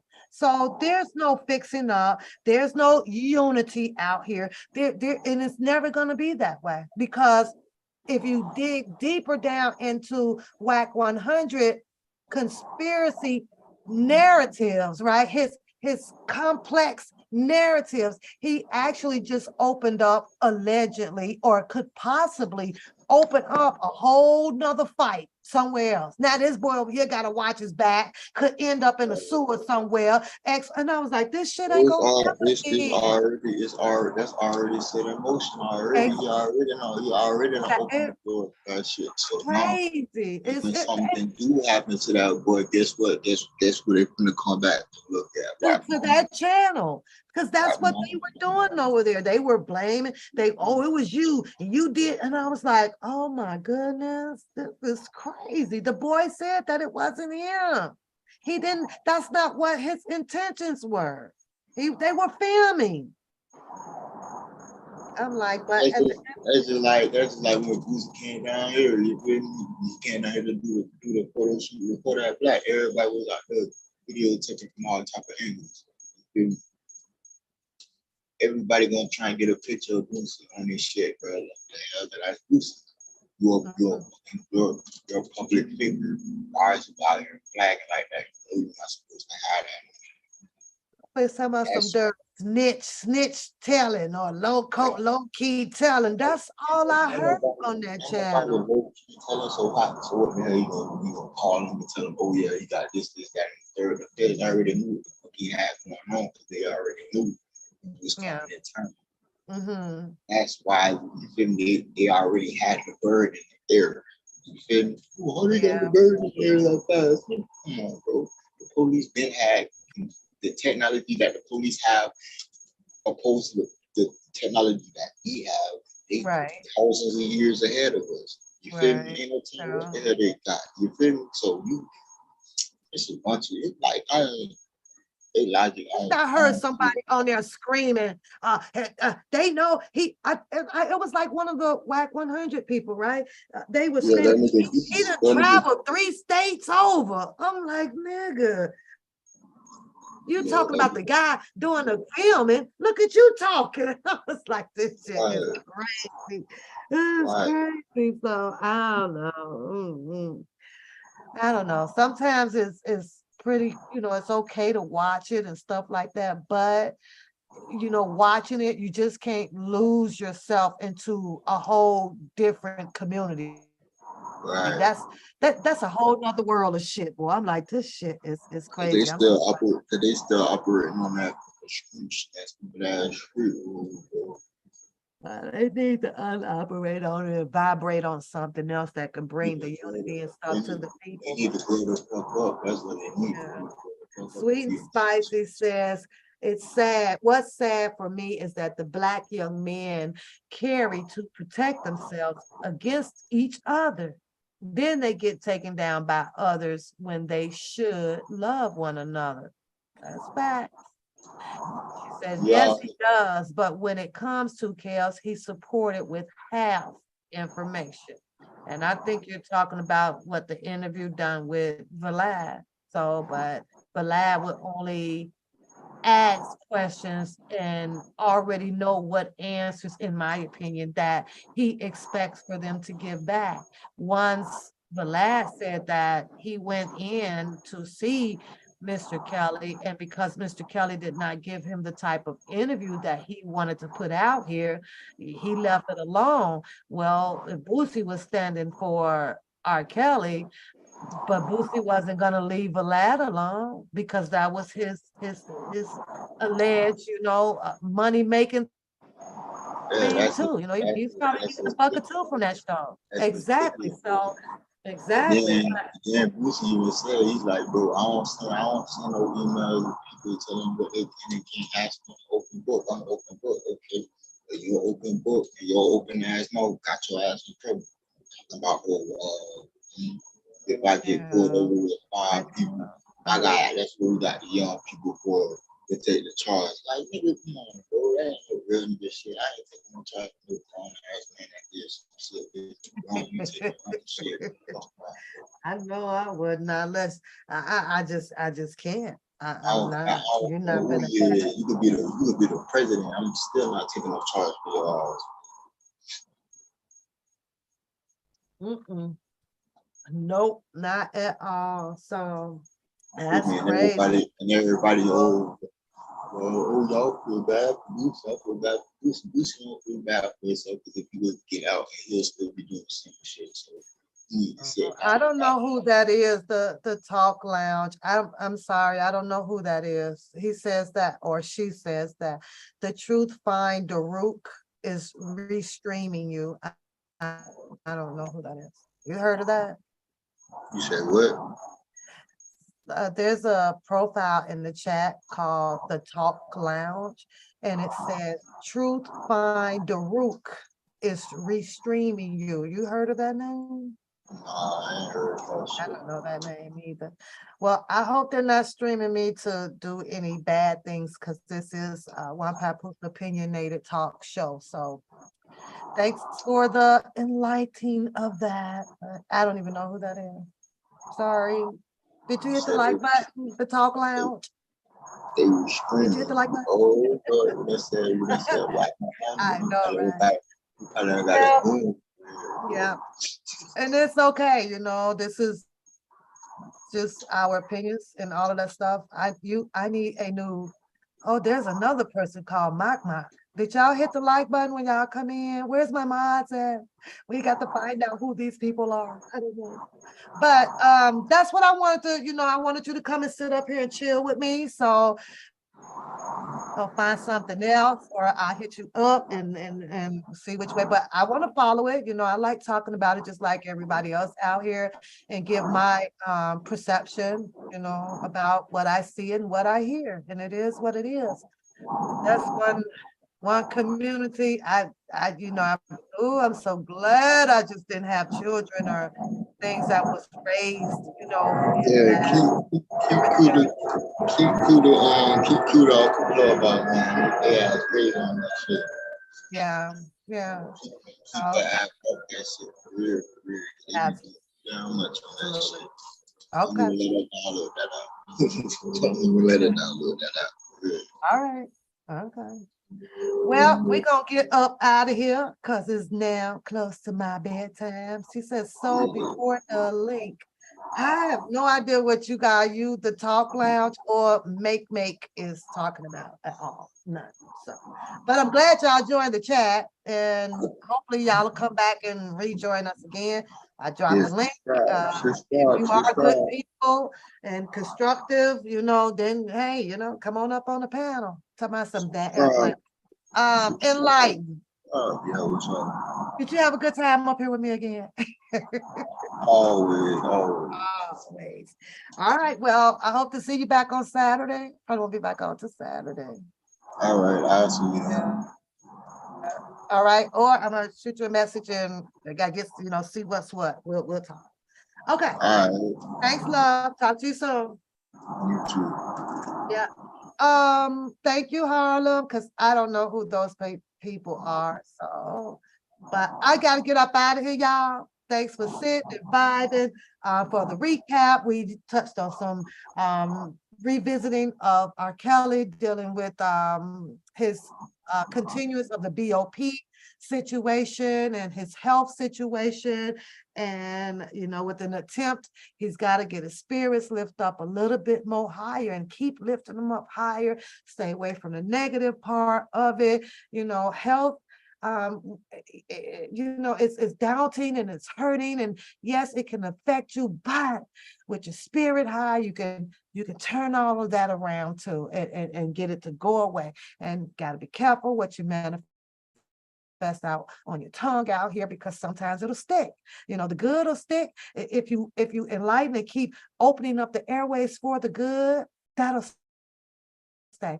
But if you keep doing it for the negative, then that will stick around and have you mentally, emotionally all caught up and entangled in feelings on the inside.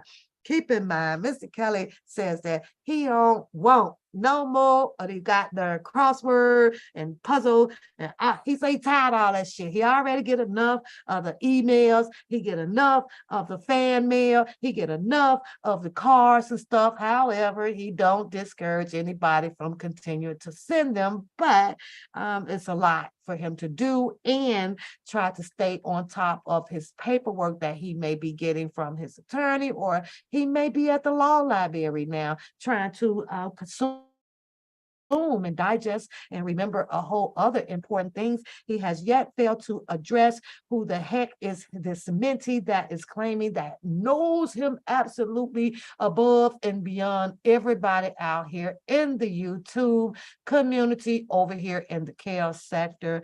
It's pretty much it. My apology went out to Sylvia because, that word casket, some words it'll trigger us, but unfortunately, one of my mods, shout out to Harlem, found the mark, time mark on the audio, the editing audios that were put together by blogger Dre, who R. Kelly contacts and speaks to, I guess when he needs to or frequently. I don't know the time frame in that, but apparently he's developed some type of relationship with him, and along with Sharon Winbush, along on the ride, who R. Kelly sometimes is a thorn in his ass, but it sounds like she's still sticking around here, near, there for R. Kelly. So with that being said, we touched a little bit on for some educational purpose only with David and Tevin on, two twins where they had me going for a minute in that damn video, y'all. So like, this is Devin, is this Tevin? And obviously there's a mother who birthed these twins, and one of them has given her a doubtful, ride for her money out here, where, she had to let him go. And in the process of letting him go, because he was just unmanageable to deal with anymore, and harming her mom, which is his grandmother, and things like that, she had to call the popos, on her son. And now he's dealing with, I think his bond, the last state was like 80-some thousand, whatever. Don't know if the mom is going to go and get her baby back, who she birthed, into this world. But it sounds like she's, I'm getting ready to go, Melissa. I'm leaving now, girl. I got my eyelids are getting heavy. Oh, one more thing, and this is just quick. This is the woo child.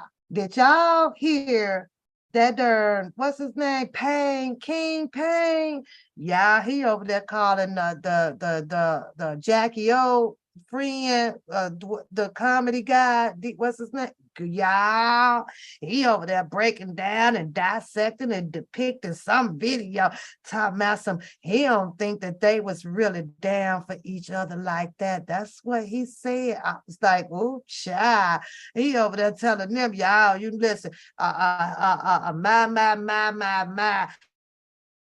He played a video, and somehow with his perception, he's perceiving that old boy was something like an alleged pimp to Jackie O, that, you know, he wasn't gonna be giving her the Dino no more until he got her, you know, body and stuff fixed up. DC Young Fly, yeah, sweet and spicy. You know, I had to be tipping off to the other side every now and then, but baby, I was like, really? Is this what you get out of this? But in the video, if you listen very carefully, if you happen to go over there, but I think he might have took it down because he was like, he's not leaving this up because he wasn't getting enough cash apps and stuff, right? I gotta go find it, Shannon. He hid it somewhere, and it's either in my couch, it's either in my house shoe. He's got his certain places where he will hide it. It's probably under the rug in the bathroom or in his cage tucked away. I'm gonna find it. I'm gonna go look for it. I'm gonna look for that damn bone. I don't know what he did with it, but it's somewhere in the house. I'll find it. But I got to tell you how I did it too before I got off, right? Before I get off. So that's over there, sweet and spicy on on that King Payne thing. Woo child, I'm telling you, he talking about some, he feels that, you know, DC Young Fly was the pimping, doing the pimping on that Jackie O girl, and you know, because of his you know, insecurities about her, you know, that she's been doing this for, you know, quite some time after every pregnancy or something. But I was like, I listened to the video when he was playing it, and he bluntly said, "What you think I'm finna put my business out here to all these nosy peoples?" Now, I couldn't help but to notice that King Payne, he danced around that one. He continued on to tell his community that, see, if I told y'all, he on here to myself, you gonna give me that you know, the Cuda cat, right? The Cuda cat. Now, Payne heard that part, and that's what he ran on, right? And you can clearly look at the video where they're both are laughing at each other. They both was just, so, you know, what's going on behind closed doors. I don't think Payne would actually know unless he's there, but he placed upon himself to take their video and depict it apart, put his own perception to it, to come out to tell his people that y'all, my thing finna shut down for an update software thing, right? So I was like, really, Payne? Woo, child. So then I bounced up off of that, right? Because everything ain't to be believable. You know what I'm saying there? The boys clearly said, what you think I'm finna put all my, because she was like, well, what are we gonna do in Miami? And he said, you think I'm finna put all my business out here? That's exactly what he said. But Payne didn't grasp that part. He didn't touch it, didn't grab it or nothing. He was interested on the Cuda part, and he was interested in putting his perception out about saying that the DC Young Fly was something like a pimp to that Jackie O. I was like, the things that we say and do. But there you have it. Teddy's bone, Shannon, it was the bones off of the beef rib. So boiled them up pretty good and hit them with a little bit of seasoning and stuff on them. So there's more of them. They're in the refrigerator, but one bone will usually last him until he finally breaks it up pretty good, about a month. It's going to be a while. So you're going on another, on the week of the 4th. Where you going? Dang, I know it is. You didn't get June. I volunteered, Miss Brown. I volunteered, honey. I I respect the holidays and I understand why we have this holiday, don't, and all of that, honey, but it was also still a day to make money. When I open up my mailbox, is it gonna have a Juneteenth a check in there that says here go $2,000 or $20,000 for Juneteenth? Is it gonna do that? Because if they ain't putting nothing in the mailbox, a little, something in the account, I gotta go get it because they ain't finna give it to you. Yeah, they give you a day off and they open up parades but I can do that while I'm making money. I click on my phone and look at the stories and the parades and everything. And that's just by choice, and if I choose to go to a parade or something like that, then, I had the choice to do that as well. But me, I'm just a little bit different, honey. You damn right, we still waiting on it. I open up the mailbox, ain't nothing there. I appreciate them making this a holiday, for the culture, and very appreciative for that. But they could have done this shit a long time ago too. They could have done it a long time ago. What it all of a sudden now? So what I choose to do on Juneteenth is, go to work and have them pay me. Give my money. Especially when I know ain't nobody there, girl. There ain't nothing to do at work. It was kind of, a mixture of an hour of, I gotta get this done. And then it was like a mixture of 4, 5 hours. Well, I ain't had to do shit. I ain't getting paid. You need your 40 in a meal. Once again, y'all get some shout out to my boy, my guy. I love that he does come up. I love that he vibes with the channel as well. So give some shout out, put them hearts up for Ill. He's always jumping up here with me when he can. Give the person above you some love, give the person below you some love. Don't forget to share some love to your girl One Pap, aka One Pap Poos, here over on the Opinionated Talk Show. Don't forget to continue to pray for Mr. Kelly, health, finances, and freedom, so, and all that stuff. Now, we must continue to sit and wait for the Bookham to regain back his manhood. And on that note, I'm about to talk to y'all later. Y'all have a good night.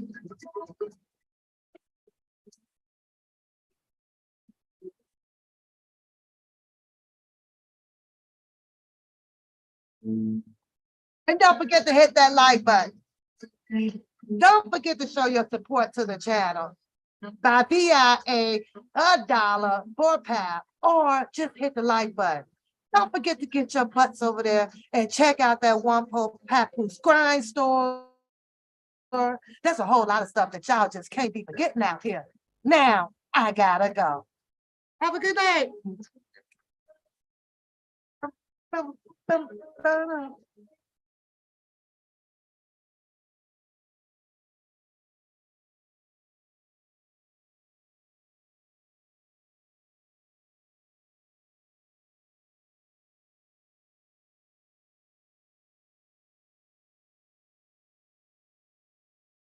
Oh, she said,